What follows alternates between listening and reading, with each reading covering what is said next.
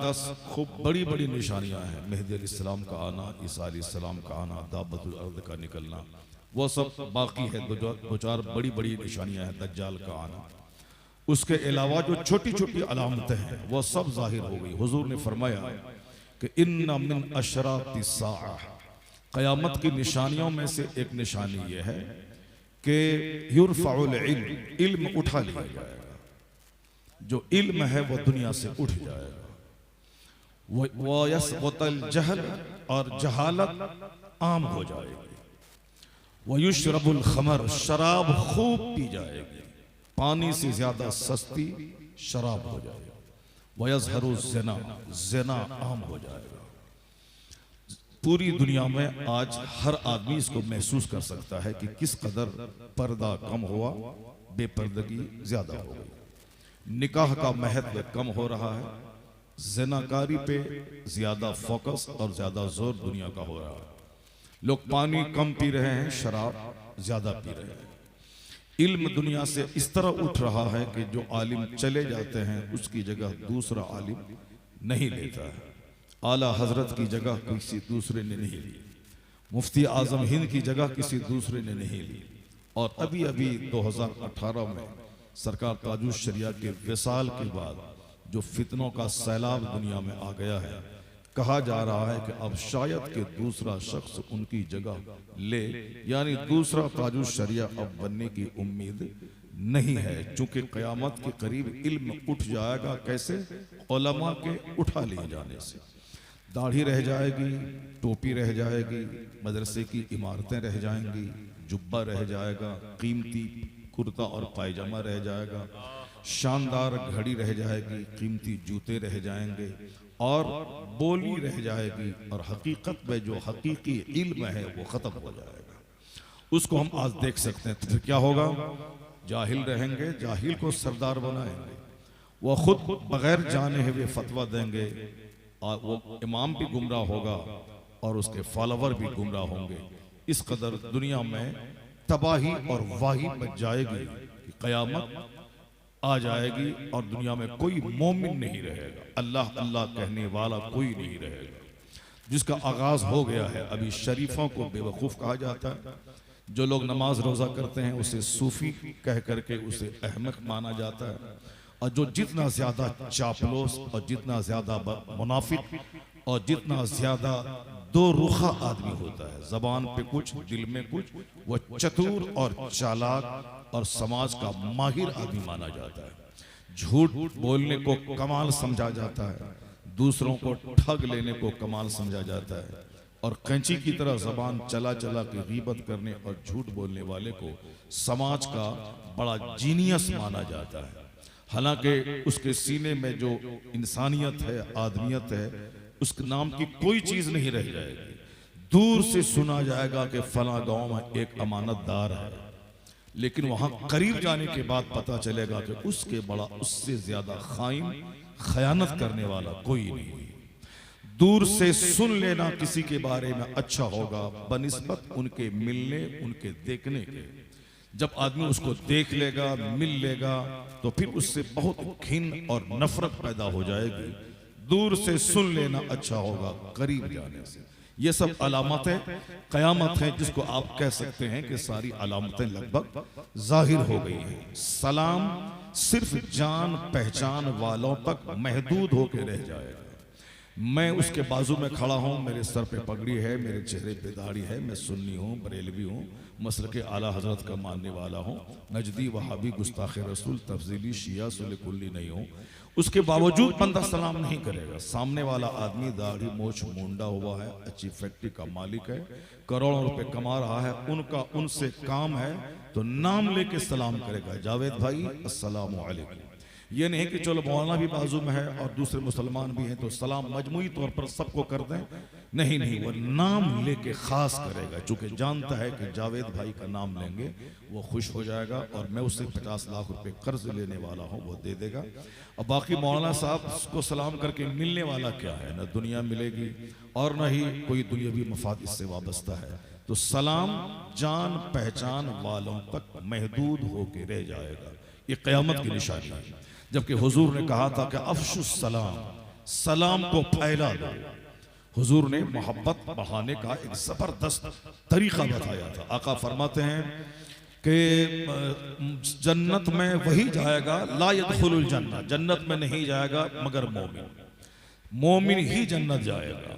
और हुजूर फरमाते हैं कि तुम में से कोई उस वक़्त तक मोमिन हो नहीं सकता, ला तदखुलूनल जन्नत हत्ता तुमिनू, तुम में से कोई जन्नत नहीं जाएगा जब तक कि ईमान नहीं लाओ। वला तुमिनू हत्ता तहाब्बू, you will not be believer until you love together one another, उस वक़्त तक तुम मोमिन नहीं बनोगे जब तक कि एक दूसरे से आपस में मोहब्बत ना करो। मोमिन बनने के लिए मोहब्बत जरूरी है। आप अपने मन में साहब गुलगुल्ला पकाते रहें कि मैं बहुत बड़ा मोमिन हूं, हुजूर की निगाह में वो शख्स मोमिन नहीं जो आपस में एक दूसरे से मोहब्बत न करता हो। क्या मतलब? सास बहू से मोहब्बत करे, बहू सास से मोहब्बत करे, और ननद के साथ मोहब्बत हो, घर के सारे अफराद के साथ मोहब्बत हो, पड़ोसिन के साथ मोहब्बत हो। ऐसा नहीं कि मैं खूब रात भर सजदा कर रहा हूँ, सास की गीबत, ससुर की गीबत, ननद की गीबत, देवर की गीबत, पड़ोसिन की गीबत, और हम मोमिन हैं। शाबान के महीने में 25 खत्म कुरान हमने कर लिया। हुजूर कहते हैं ला तुमिनू हत्ता तहाब्बू। गौर से सुनिएगा, आका फरमाते हैं कि मोमिन नहीं बनेगा। डिंग मारना और है, डिंग मारने वाला वो भी डिंग मारता है जो बंदर, छुछंदर, कुत्ता, बिल्ली, बैल, गाय सबको खुदा कहता है, वो भी डिंग मारता है।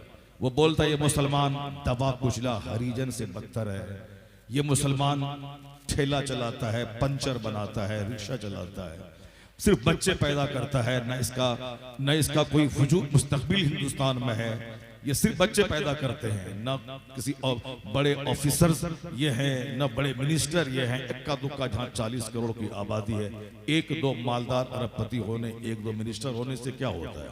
ये हमें ताना देते हैं कि ये बच्चा पैदा करता है और पंचर बनाने के लिए दुकान पे छोड़ देता है, ये 10 बच्चे पैदा करता है चाय की दुकान पे गिलास धोने के लिए छोड़ देता है। ये हम पर ये इल्जाम लगाते हैं ये काफिर लोग कि इनकी हालत बदतर है, ये दुनिया में भी जलील हैं और ये जन्नत जन्नत की बात करता है। इनका नेता जन्नत का मजाक उड़ाता है, इनके लोग हूर का मजाक उड़ाते हैं, इनके लोग आखिरत का मजाक उड़ाते हैं। कौन कौन आखिरत, कौन खुदा?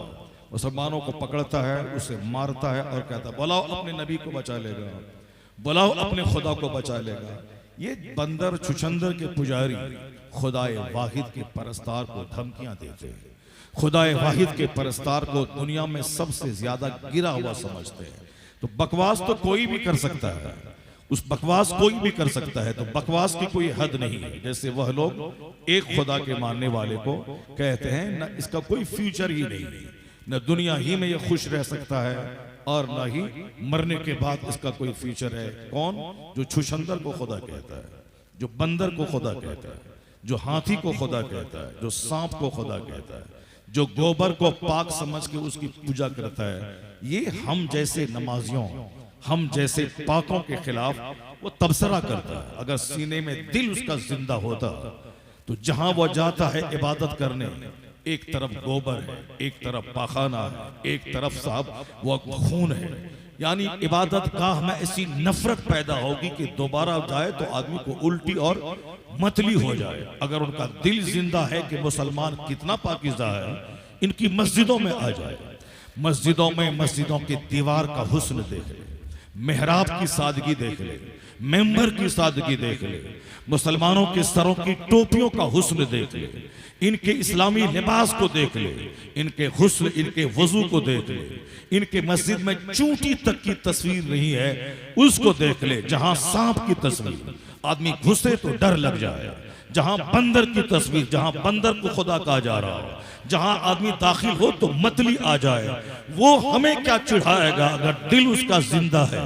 वह सिर्फ मेरी मस्जिद में घुस जाए, मस्जिद की खुशबू, मस्जिद की सादगी, मेहराब मेंबर का हुस्न उसे ईमान लाने पर मजबूर कर देगा। वो देखेगा जब मस्जिद जहां इबादत की जाती है यह इस कदर सिंपल, सादा, खूबसूरत और खुशबूदार है, इस कदर अजीम है ये मस्जिद, तो जिस रब की इबादत की जाती है वो रब कितना अजीम होगा। वो रब कितना महान होगा। वो सिर्फ दिले जिंदा लेकर मस्जिद में दाखिल हो जाए, मस्जिद की सफाई, मस्जिद की सुथराई को देखकर उनका दिल हिल जाएगा, उनकी सोच बदल जाएगी। मगर चूंकि तासुब का चश्मा आंख पे रहता है, इसलिए जानबूझकर झूठ बोलने की प्रैक्टिस करवाई जाती है उन लोगों को। जानबूझकर इस्लाम के खिलाफ, कुरान के खिलाफ, मजहब के खिलाफ, मदरसों के खिलाफ, टोपी के खिलाफ, हिजाब और निकाब के खिलाफ वो तबसरा करते हैं। ऐसे में मुसलमानों की गैरत को जिंदा होना चाहिए कि तुम मेरी माँ बहन बेटियों के हिजाब के खिलाफ बोलता है तो मेरा बेटा पठान फिल्म को खरबों रुपए की आमदनी देने के लिए, फिल्म इंडस्ट्रीज को मालामाल करने के लिए उसकी फिल्में न देखे, जहां का ही नाचने वाला हीरो हिजाब के खिलाफ बोलता है। कोई औरत चड्डी पहन के नाचे, मॉडर्नाइजेशन है, ये जिद्दत है, ये डेवलप लोग हैं, ये सब मॉडर्न लोग हैं, यानी तरक्की याफ्ता। जितना लिबास छोटा हो जाए उतना ही ये तरक्की याफ्ता है। और जिस कदर औरत सर से लेके पांव तक वेल्ड और हिजाब हो जाए, ये रस्टिक है, ये देहाती है, ये विलेजर है। हुजूर ने सच कहा, अखीर जमाने में लोगों की अक्लें छीन ली जाएंगी।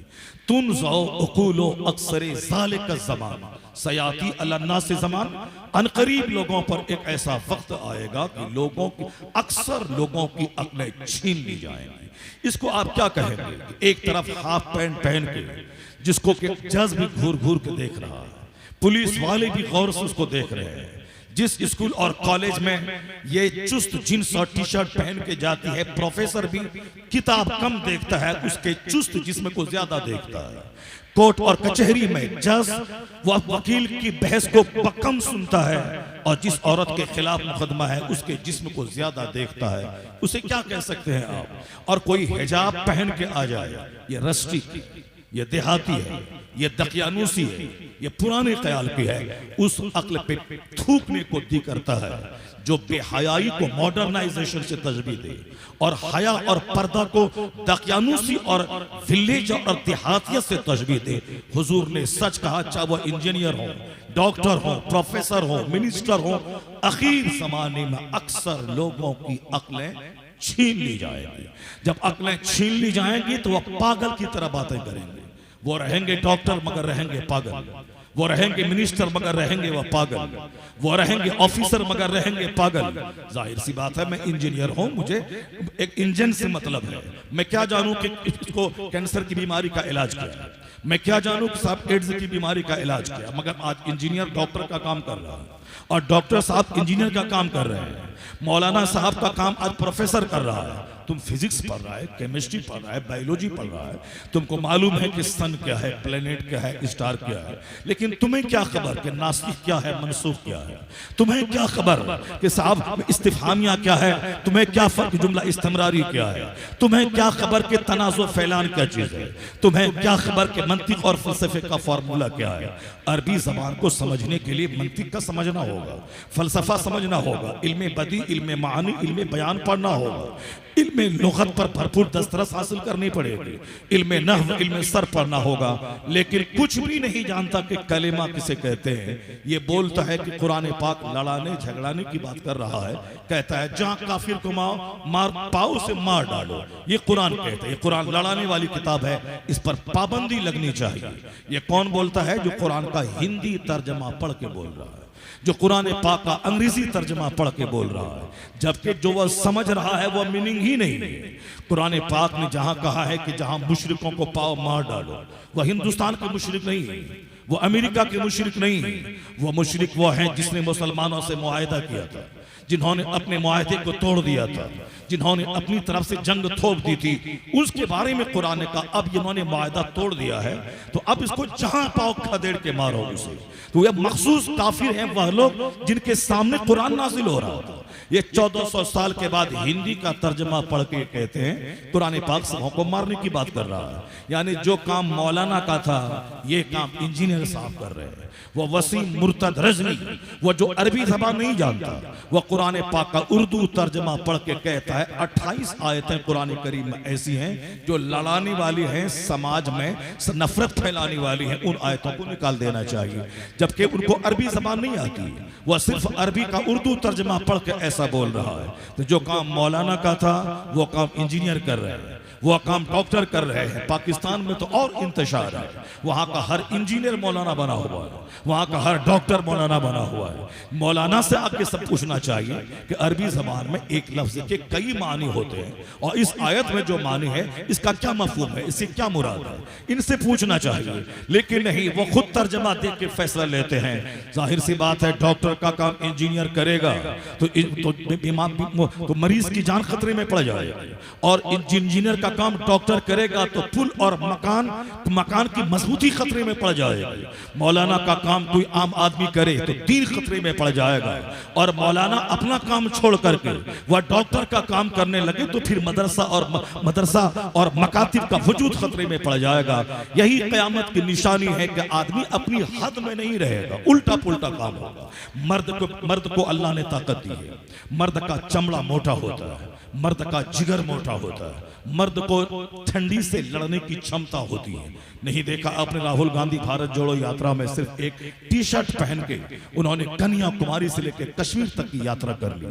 कड़ाके की सर्दी में सारा हिंदुस्तान ठिठुर रहा है, मगर वो एक टी शर्ट पहन के जा रहा है। सारा हिंदुस्तान दंग है कि साहब इस नौजवान के इनका बदन ये आयरन बॉडी है, लोहे का बदन है कि इसका बदन चमड़े का गोश्त और हड्डी का मजमुआ है। लोग तबसरा करने लगे। मर्द को ताकत होती है, ये मर्द औरतों के मुकाबले में डबल ताकतवर होता है। तो मर्द अगर सिर्फ बनियान पहन के चले तो चल सकता है, लेकिन आप देख लें मर्द अंदर में वो इनर पहने हुआ है, उसके नीचे बनियान है, उसके ऊपर में शर्ट है, उसके ऊपर में स्वेटर है, उसके ऊपर में कोट है, या उसके ऊपर में सर पे मफलर है। ये सर्दी के दिन में सड़क पे चल रहा है। मर्द है, एक बनियान भी पहन लेता तो चल सकता था थोड़ी देर के लिए। अगरचे जाड़े के सामने लड़ना नहीं चाहिए, वरना जाड़ा पछाड़ देगा उसे।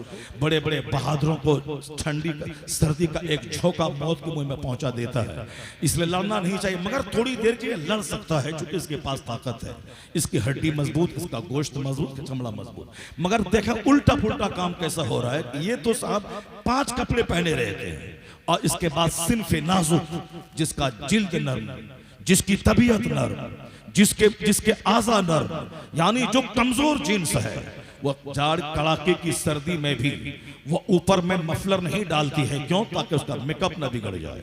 वो अपने चेहरे को चादर से नहीं ढांपती, मेकअप न बिगड़ जाए। ठहर रही है मगर हाफ पैंट पहन के एयर होस्टेस रहती है, कांपती है, मगर चूंकि वो उसका मेकअप हुस्न न बिगड़ जाए, हुस्न की नुमाइश वो कर रही है। इसीलिए जो काम औरत का था वो काम मर्द कर रहे हैं, और जो काम मर्द का था वो काम औरतें कर रही हैं। इसे क्या कहेंगे? क़यामत के करीब लोगों की अक्लें छीन ली जाएंगी। सामने वाले के पास बहुत दौलत है, वो अपने बेटे की शादी में 100 स्कॉर्पियो और 50 इनोवा क्रिस्टा के साथ बेटे की बारात ले गया। मैं गरीब आदमी हूँ, मेरे पास ना ऊंचा कारोबार है, ना जबरदस्त नौकरी है, मेरी आमदनी 25,000 रुपये माहाना की है, मगर मैं वहां ये नहीं कहता कि सामने वाला मालदार है, ऐसा कर लिया 2000 आदमी को खाना खिला दिया बेटे के वलीमे में। मैं गरीब आदमी हूँ, मैं अपनी हद में रहूँ, मेरी नजर अपनी आमदनी पे रहे। नहीं, मैं ये कहता हूँ मैं उससे कम हूँ क्या, उसका मुकाबला मैं करके रहूंगा। चाहे जमीन बिक जाए, चाहे बंबई में अपने दोस्तों से चंदा लेना पड़े, चाहे अपने दोस्त अहबाब से कर्ज लेना पड़े, मगर काम वही करूंगा जो सामने वाला किया है।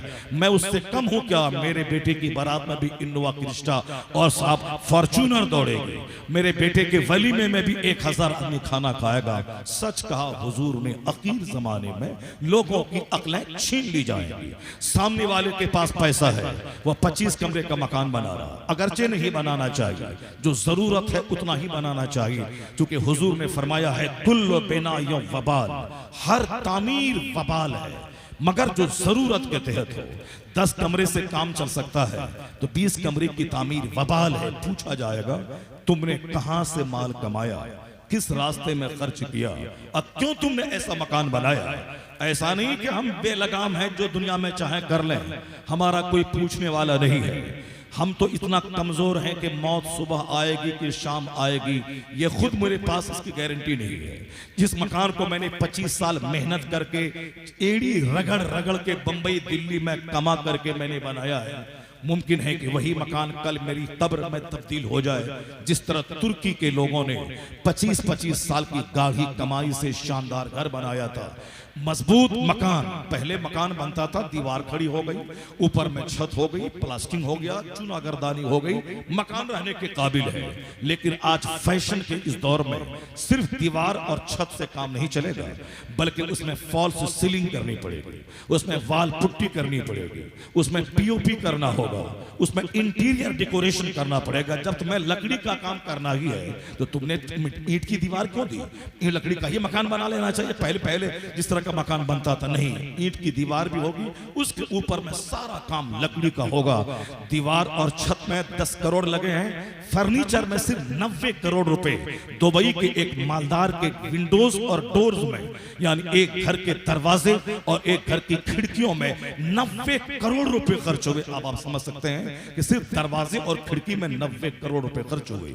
इसी उत्तर प्रदेश में एक औरत है जो सियासत में बहुत नाम रखती है, उनके घर के दरवाजे इटालियन दरवाजे, एक एक दरवाजे 10-10 लाख रुपए की कीमत के बने हैं, उसमें रहना है। अब सिर्फ मकानात का मुकाबला है इस आर्किटेक्ट की दुनिया में, फन्ने तामीर की दुनिया में। सामने वाला पोर्टिको बनाया है, मुझको भी बनाना है, चाहे बैंक से लोन लेना पड़े, चाहे जैसे भी हो। वह 10 कमरे का घर बनाया है, मुझको 15 कमरे का घर बनाना है। आका अलैहिस्सलाम ने कहा हर इमारत वबाल है, मगर जो जरूरत के तहत हो, जरूरत से ज्यादा सिर्फ नाम नमूद शोहरत के मेरा घर, मेरा पोर्टिको, मेरे घर की सजावट और डेकोरेशन, कोई इसका मुकाबला पूरे गांव में कोई किसी का मकान कर ही नहीं सकता है। ये दिखावा नामो नमूद ने तबाह कर दिया। मुझसे झूठ बोलवाया इस दिखावे ने, मुझसे शराब बेचवाया इस नामो नमूद की ख्वाहिश ने, मुझको हराम कमाई के रास्ते पे चलाया इसी नाम और नमूद की ख्वाहिश ने। हम अपनी हद में नहीं रहना चाहते कि मैं गरीब हूं, ये मालदार है, वो अपने हिसाब से गाड़ी खरीदा है, अपने हिसाब से मकान बनाया। मेरी जो औकात है मैं इसी हिसाब से जीऊं।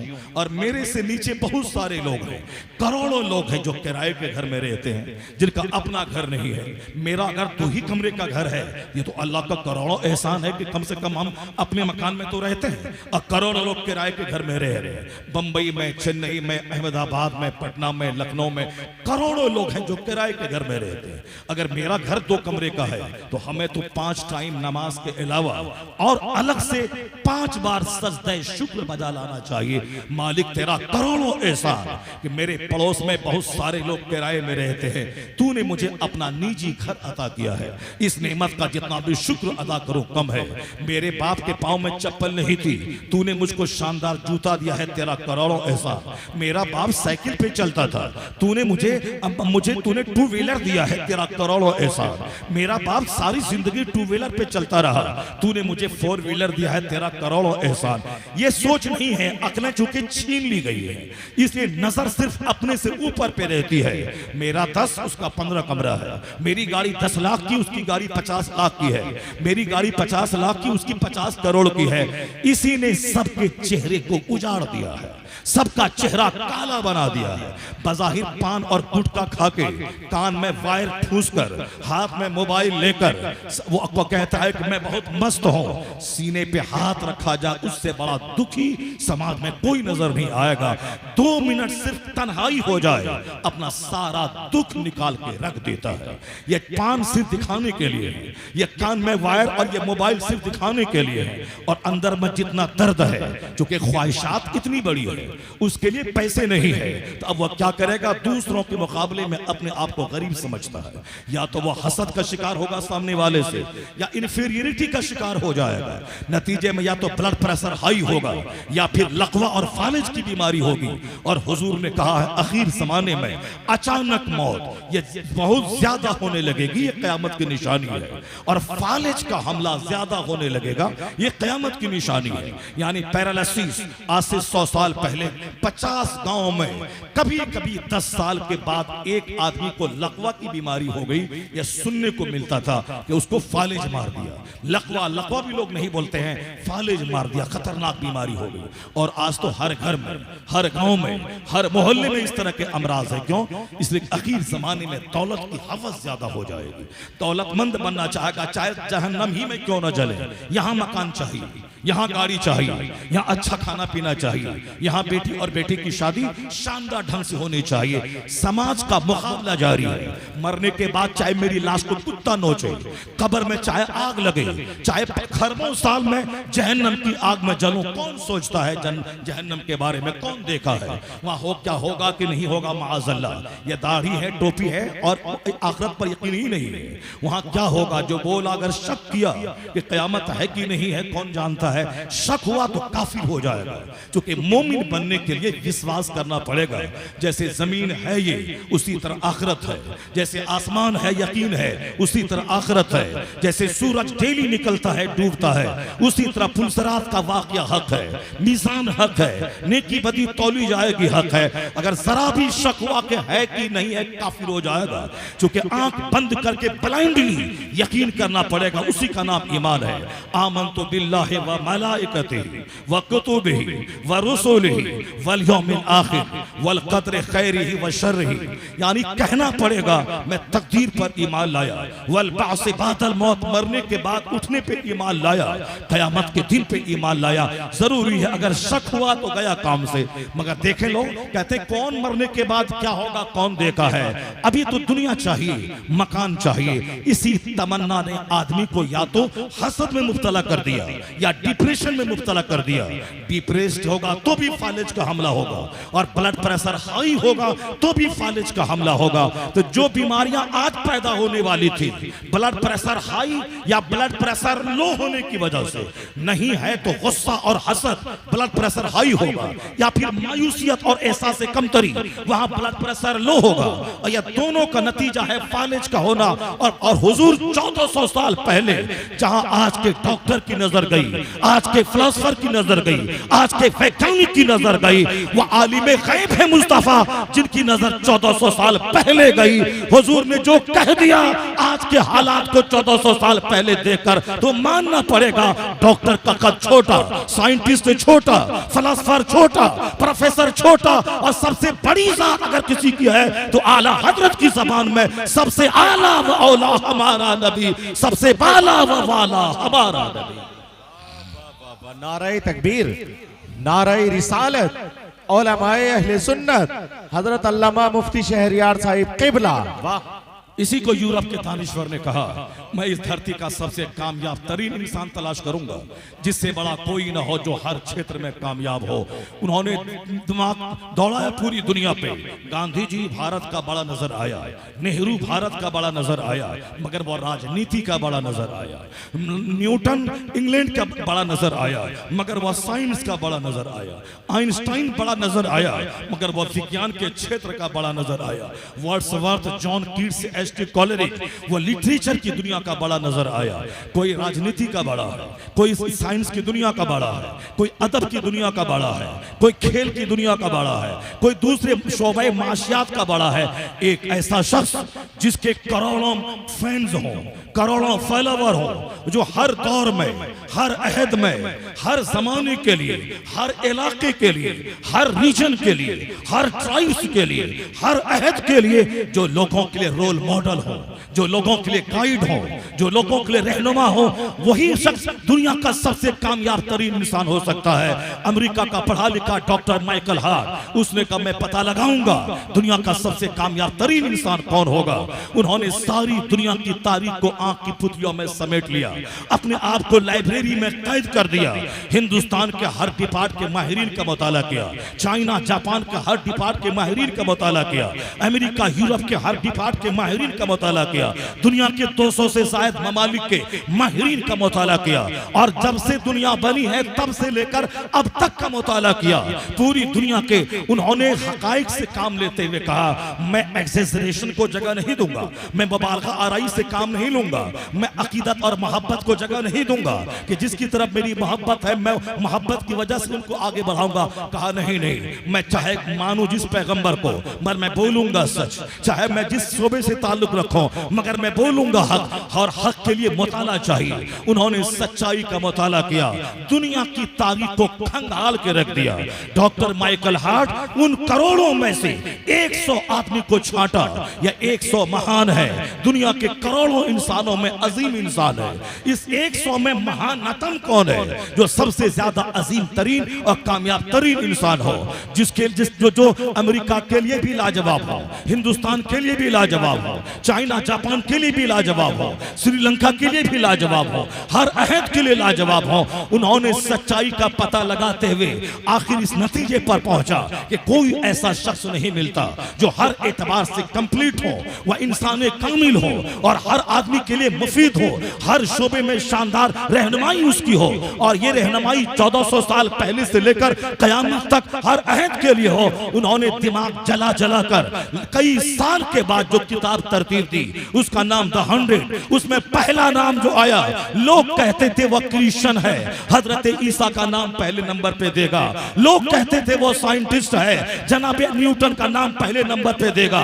लोग कहते थे वह यूरोप का है, वह यूरोप के किसी आदमी का नाम अव्वल नंबर पे देगा। लोग कहते थे वो अमेरिका का डॉक्टर माइकल हार्ट, अमेरिका के इब्राहिम लिंकन का नाम देगा।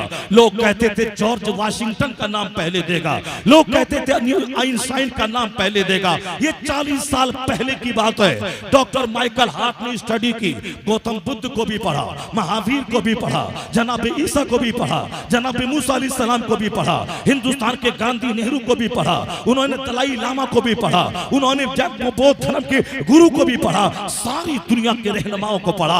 आखिर में उन्होंने फैक्ट कहा कि कोई बड़ा नहीं है। He was the only man in history who was supremely successful on both levels, religious and secular। कहते मजहब और सियासत दोनों सतह पर सबसे ज्यादा कामयाब तरीन शख्स हकीकत की निगाह में अगर कोई है तारीख में तो पहला नाम मोहम्मद अरबी का आता है।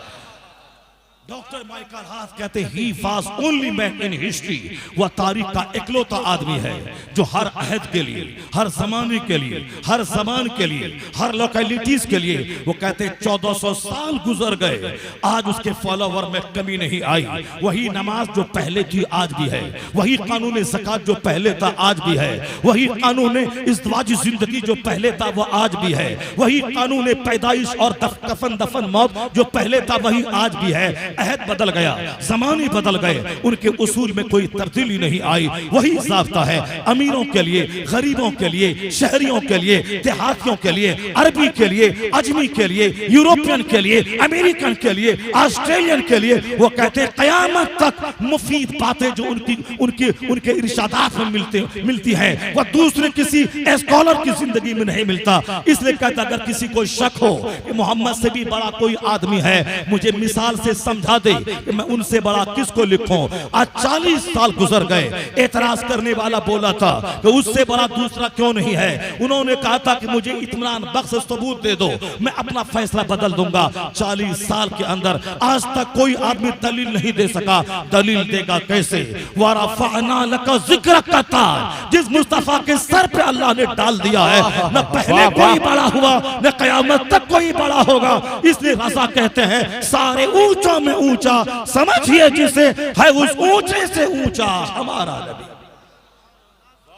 एक कौम मुस्लिम तो अमेरिका का यूरोप तो मुस्तफा को सबसे बड़ा कहता है, अमेरिका का दानिश्वर तो इंसानी इतिहास का सबसे कामयाब तरीन इंसान कहता है। दिल्ली का लुच्चा अगर नबी के खिलाफ बोले उसके लिए मायूस होने की कोई जरूरत नहीं है। दिल्ली की कोई बंदरिया अगर पैगंबर आजम की जिंदगी पे नुक्ताचीनी और तनकीद करे, उस बंदरिया की औकात ही क्या है जिसे एक जुमला हिंदी बोलना ठीक से नहीं आता हो, एक जुमला अंग्रेजी ठीक से बोल नहीं पाती हो, एक जुमला उर्दू ठीक से नहीं बोल पाती हो। उस बंदरिया को हक क्या हासिल है कि दुनिया के सबसे कामयाब तरीन इंसान की जिंदगी पे वो अटैक करे। इन्होंने अपनी मिट्टी पलीद कर ली, अपनी जिंदगी को जोखिम में डाल दिया। तस्लीमा नसरीन बोली दुनिया ने कबूल नहीं किया, उसकी जिंदगी में आग लग गई। सलमान रुश्दी बोला दुनिया ने कबूल नहीं किया, उनकी जिंदगी में आग लग गई। अब वो आजादाना ढंग से ये लोग सड़क पे घूम नहीं सकते, चाय पी नहीं सकते। वो दिल्ली की बंदरिया आज सड़क पे घूम नहीं सकती। एक खतरा दिमाग में है, कोई पीछे से मुस्तफा का गुलाम मेरी गर्दन छोटी न कर दे। एक खतरा है, एक आजादी छीन ली गई। अब जीते जी वो जहन्नम में पहुंच गई। वो मुर्तद वो वसीम रजवी वो आज जेल में बंद है। वो बोलता है मेरी बीवी छूट गई, मेरा बच्चा छूट गया, मेरे रिश्तेदार छूट गए, मेरा दोस्त नरसिंह आनंद छूट गया। तो सोचा था कि मैं गैर मुस्लिम हिंदू बन जाऊंगा तो सारा हिंदू 100 करोड़ ये मुझको गले लगा लेगा, सर पे बिठा लेगा, मुझको मंत्रालय में जगह दे देगा, मैं गृह मंत्री बन जाऊंगा। मगर वह भूल गया कि अल्लाह है सारी कायनात का खालिक, इज्जत देने वाला वही है, जलील करने वाला वही है। वह देखता है जहन्नम तो वहां देता है, यहाँ उस आग की हल्की सी झलक दिखा देता है। आज उसको नरसिंह आनंद ने छोड़ दिया, सारा हिंदू तबका छोड़ दिया, उसकी बीवी उसके बच्चे छोड़ दिए। वो कहता अब मैं जहर खा के मर जाऊंगा। जहर खा के तो मर ही जाना चाहिए, तेरा अंजाम वही है। दुनिया तंग हो गई, अपने ठिकाने सब छूट गए जब कुरान के खिलाफ बोला, मुस्तफा के खिलाफ बोला। और दूसरा एक तबका है जो मुस्तफा की अजमत बयान कर रहा है, जो कुरान की अजमत बयान कर रहा है। उसी में एक नाम था अख्तर रजा खां अजहरी का। इंडिया में रहे तो कुरान की अजमत पे बोले, अमेरिका में रहे मुस्तफा की अजमत पे बोले, जो सारी जिंदगी कुरान पे बोलता रहा, हदीस पे बोलता रहा, इस्लाम की अजमत पे बोलता रहा, 10 लाख मुरीदों की झुरमुट में बोलता रहा, मसाजिदों मदारिस में बोलता रहा। अल्लाह ने वो इज्जतें दे दी कि बरेली के सौदागरान से उठाकर शोहरत के उस आसमान पे पहुंचा दिया। इतना बड़ा जनाजा उसका निकला कि सारी दुनिया देखती रह गई। अमेरिका का प्रेसिडेंट, हिंदुस्तान का प्रधानमंत्री सोचता रह गया कि जो अखबारात से दूर था, व्हाट्सएप से दूर था, यूट्यूब से दूर था, ये कौन सा कमाल था, इसे शोहरत के आसमान पे पहुंचा दिया। तो मानना पड़ा यूट्यूब की शोहरत आरजी है, व्हाट्सएप की शोहरत आरजी है। जो शोहरत अल्लाह की तरफ से मिल जाए वह दाई शोहरत है। इस फकीर को दीन की खिदमत का ये इनाम मिला कि जन्नत वहां मिलेगी, शोहरत और मकबूलियत की दौलत यहां अल्लाह ने नवाज दिया।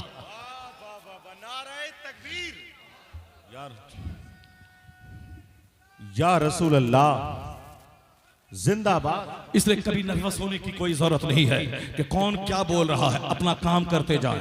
अल्लाह सबसे बड़ा है, अल्लाह देख रहा है। जिस अल्लाह की परस्तिश आप करते हैं, जिस अल्लाह रब्बुल इज्जत के सामने आप पेशानी टेकते हैं, वो अल्लाह आपसे बेखबर नहीं है। वो अल्लाह जान रहा है कि मेरे बंदे मस्जिदों में 5 वक्त क्या बोलते हैं। वो अल्लाह देख रहा है कि मदरसों की चटाई पे ये हमारे बंदे क्या पढ़ रहे हैं। वो अल्लाह देखता है कि रात के आखिरी पहर में हमारे मकबूल बंदे आंखों से आंसू के कतरे बहाकर मुझसे मगफरत की भीख मांग रहे हैं। वो अल्लाह देख रहा है कि खाने काबा के इर्द गिर्द 50 लाख से ज्यादा का मजमा एक धूरी के इर्द गिर्द किस तरह हज के मौके पर घूमता रहता है और साल भर तक उस अल्लाह के घर का तवाफ करता रहता है। अल्लाह देखता है हज कैसे हो रहा है, माह रमजान में नेकियों का माहौल कैसा पैदा हो रहा है। अल्लाह को देख रहा है कि हम बहुत सारा तबका है जो मेरा इनकार कर रहा है, लेकिन एक मुसलमानों का बड़ा ग्रुप है 200 करोड़ लोगों का जो माह रमजान में 12 से 15 घंटे भूखा रहकर वो अपने मोमिन होने का सबूत देता है। अल्लाह की खातिर बीवी को छोड़ देता है, अल्लाह की खातिर दाना छोड़ देता है, अल्लाह की खातिर पानी छोड़ देता है। जब अल्लाह की खातिर दाना पानी बीवी को बंदा 15-15 घंटे छोड़ देता है तो अल्लाह तबारक व तआला अपने इन मखसूस बंदों को जलील कैसे करेगा, रुस्वा कैसे होने देगा। अल्लाह है, सिर्फ शक की बुनियाद पे इनकार नहीं किया जा सकता है। कोई बकवास करे उसकी बकवास को सुनने के बाद अपना ईमान कभी कमजोर मत करना।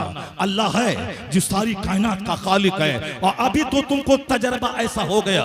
पहले तो पढ़ता था कि वकुलिल्लाहुम्मा मालिकल मुल्क तूतिल मुल्क मन तशा व तंज़िउल मुल्क मिम्मन तशा। सारे बादशाहों का बादशाह है वो खुदा, जिसे चाहता है इज्जत देता है, जिसे चाहता है जलील करता है। ये तो तुम कुरान में पढ़ते थे, लेकिन अपनी आंखों के सामने अभी आपने देखा 2 साल पहले आज किस तरह हिंदुस्तान में लोगों ने हालात पैदा कर दिए थे।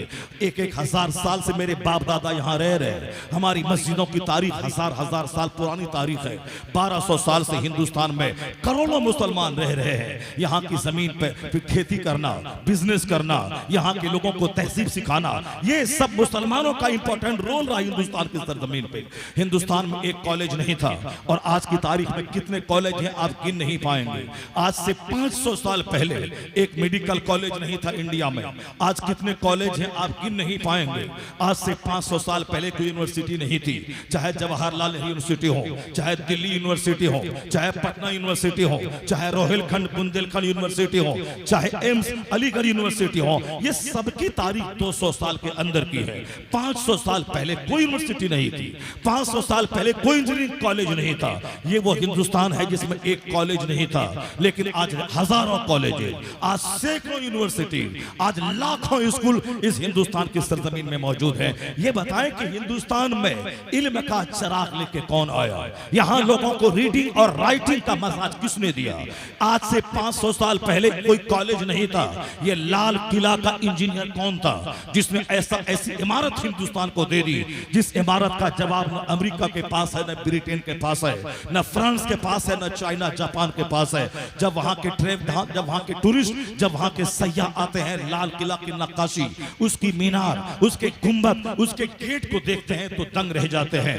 150 मंजिला मकान बनाना आसान है, मगर ऐसी नक्काशी मुश्किल है। यहाँ का इंजीनियर कहां से आया? ये हिंदुस्तान का कुतुब मीनार, जिसकी बुलंदी और जिसकी नक्काशी, जिसमें आयात कुरानिया की तहरीर को लोग देखें तो दंग रह जाएं। आखिर ये मीनार का इंजीनियर कहां से आया? ये ताजमहल जो दुनिया के 7 अजाइबात में से एक अजूबा है, ये सबसे बड़ा ताजुबखेज अजूबा, ये इमारत किसने दी? इंजीनियर वहां का कहां से आया? उसका जबकि उस वक्त इंजीनियरिंग का कॉलेज ही नहीं था। मकराना की जमीन से हाथी के जरिए, बैल के जरिए, बैलगाड़ी पे वहां से संगमरमर को लाना, उसकी नक्काशी करना, और फिर कई 100 फीट की बुलंदी पर, 150 फीट की बुलंदी पे उस पत्थर को सेट करना, उसकी नक्काशी करना। आज के साइंसदान महवे हैरत है कि कैसे 500 साल पहले यह काम हुआ। वह इंजीनियर कहीं का नहीं था, वह इंजीनियर इसी मदरसे की चटाई का पढ़ा हुआ था, वह इंजीनियर इसी मदरसे का था। तो मैं कह सकता हूं, लाल किला का इंजीनियर, ताजमहल का इंजीनियर, जामा मस्जिद का इंजीनियर इसी मदरसे का था। इसी मदरसे के इंजीनियर ने जब आर्किटेक्ट फन्ने तामीर को हिंदुस्तान वालों को दिया, और फिर जैसे धीरे धीरे यहाँ मेडिकल कॉलेज, इंजीनियरिंग कॉलेज खुलने लगे, तो इसी मुसलमान इंजीनियरों के नक्शे के मुताबिक यहाँ की इमारतें बनने लगी, यहाँ के इंजीनियर पढ़ने लगे, उसका सिलेबस यहाँ आ गया। तो हिंदुस्तान में अगर आज इंजीनियरिंग कॉलेज जवान है तो एहसान मुसलमानों का है, और एहसान इस मदरसे का है। इसने स्कूल खोलने का दरवाजा खोला। कयामत तक भारत में जहां यूनिवर्सिटीज खुलती जाएंगी, उन सबों का सेहरा इन मदरसों के सर जाएगा। जहां एक भी स्कूल नहीं था, मगर तालीमी दरसगाहों के खोलने का मजाज इसी मदरसे ने दुनिया वालों को अता फरमाया। हिंदुस्तान में एहसान इन मुसलमानों का है, और आज तुम इसी मुसलमान को खदेड़ने की बात कर रहा था। मुसलमान ने हिंदुस्तान की मईशत को मजबूत किया। भारत सोने की चिड़िया कभी कहलाता था। मुसलमानों के वजूद से हिंदुस्तान की मईशत मजबूत हुई। लेकिन आपने देखा होगा 2 साल पहले किस कदर लोगों ने बदमाशी शुरू कर दी। खदेड़ के भगा देंगे, तुम्हें निकाल देंगे, जाओ बांग्लादेश, जाओ पाकिस्तान, जाओ अफगानिस्तान। पाकिस्तान से कोई आएगा तो एज ए गेस्ट मेहमान बना के रखेंगे। तुम्हारा बाप 1000 साल से यहाँ रह रहा है, 500 बीघा जमीन है, उस जमीन में 100 साल पहले से तेरे बाप का नाम है। लेकिन नहीं, नाम गलत हुआ तो तुम्हें निकाल देंगे। आधार कार्ड में कुछ है, बैंक पासबुक में कुछ है, कॉलेज की डिग्री में कुछ नाम है, और साहब इलेक्शन आई कार्ड में कुछ नाम है। नाम दुरुस्त रहा तो ठीक है, वरना जमीन तेरी जब्त कर ली जाएगी और तुझे भगा के बांग्लादेश भेज दिया जाएगा, और बोला जाएगा कि तुम बांग्लादेश से यहाँ आए हो, घुसपैठी हो तुम। क्या बदतमीजी का माहौल पैदा कर दिया था हिंदुस्तान में लोगों ने। लोग साहब कर्नाटक से आके अपने गांव में रह रहे हैं 1-1 महीना से, क्योंकि नाम सबका अलग अलग है, स्कूल के सर्टिफिकेट में नाम अलग है, और साहब कॉलेज में अलग है, अब इलेक्शन आई कार्ड में अलग है, कहीं अंसारी है, कहीं आलम है, कहीं मोहम्मद है, कहीं मोहम्मद नहीं है।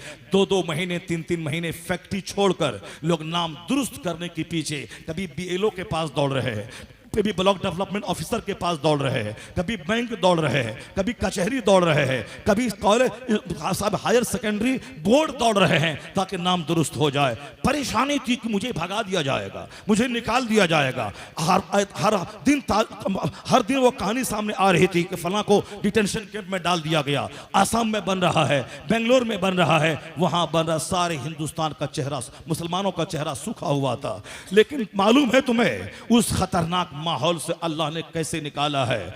हिंदुस्तान के शरीर मुझे मसल देना चाहते थे, मुझे मार देना चाहते थे, हिंदुस्तान से निकालने की तरकीब बना रहे थे और आज भी खुफिया तौर पर बना रहे होंगे। लेकिन आपको दहशत में आने की कोई जरूरत नहीं। अल्लाह है, अल्लाह हक है, कुरान हक है, इस्लाम हक है। तो जिस अल्लाह ने नमरूद को दुनिया की सल्तनत दी थी, वह नमरूद खुदाई का दावा करने लगा, लोगों से सजदा करवाने लगा। अल्लाह ने छूट दे दी 10 साल, 20 साल, 25 साल, 50 साल। अल्लाह के नजदीक 50 साल की कोई हैसियत नहीं है। इसलिए आप भी हमेशा समाज के किसी सूदखोरों को देखें, इनकी दौलत बढ़ती जा रही है, ये ना बोलें कि अल्लाह नहीं है, अल्लाह रहता तो पकड़ लेता इसको। ये 25 साल से सूद खा रहा गरीब कहां बन रहा है। मौलाना बोलते हैं कि शराबी का फेफड़ा जल जाएगा, मौलाना कहते हैं कि सूदखोर की दौलत घट जाएगी, मौलाना बोलते हैं कि नमाज नहीं पढ़ेगा जोहर की तो रोजी से बरकत खत्म हो जाएगी, मौलाना कहते हैं फजर की नमाज छोड़ेगा तो चेहरे का नूर खत्म हो जाएगा।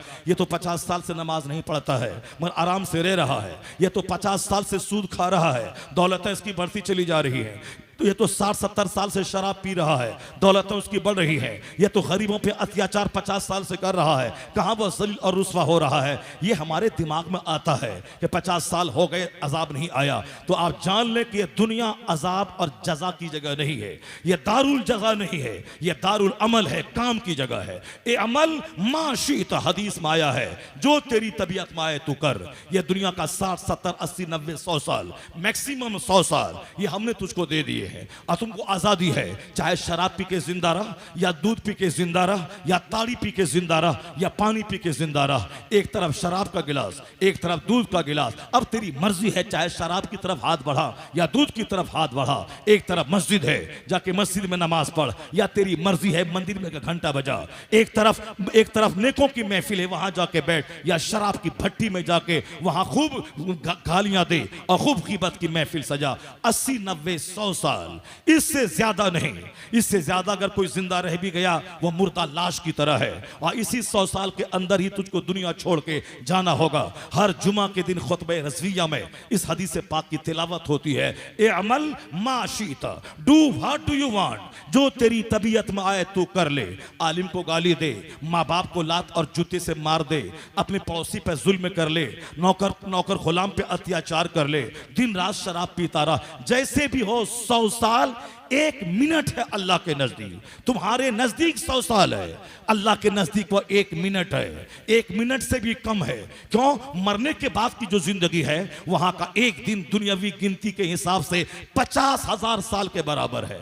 कान मिक़दारुहु 50,000 सना, वहां का दिन जिसकी मिक़दार दुनियावी गिनती के हिसाब से 50,000 साल का एक दिन होगा मरने के बाद का, उसके मुकाबले में दुनिया का 100 साल तो 1 सेकंड है। तो 1 सेकंड जैसे जीना है जी ले, शराब पी के जी ले, ज़िना करके जी ले, मौलाना को गाली दे के जी ले, मदरसे को मिटा के जी ले, जुल्म अत्याचार करके जी ले, और सूद खा के जी ले, जैसे जीना हो जी ले। मरना तो है तुमको 100 साल के अंदर ही में, फिर अल्लाह के पास जाएगा, अल्लाह तुझे बता देगा, कमा तो दीनो तो दान, जैसी करनी वैसी भरनी, जैसा बुरे काम का बुरा नतीजा, उसी की हल्की सी झलक अल्लाह दुनिया में देता है। तो ऐसा नहीं कि दुनिया में नहीं देता है, दुनिया दारुल जजा नहीं है, मगर हल्की सी झलक दिखलाता है। वाला अज़ाबुल आखिरत अकबर, आखिरत का अजाब तो बहुत बड़ा है। दुनिया में जो आदमी माँ बाप की तौहीन करेगा उसका बेटा नाफरमान पैदा होता है, और बाप को जो तकलीफ दिया था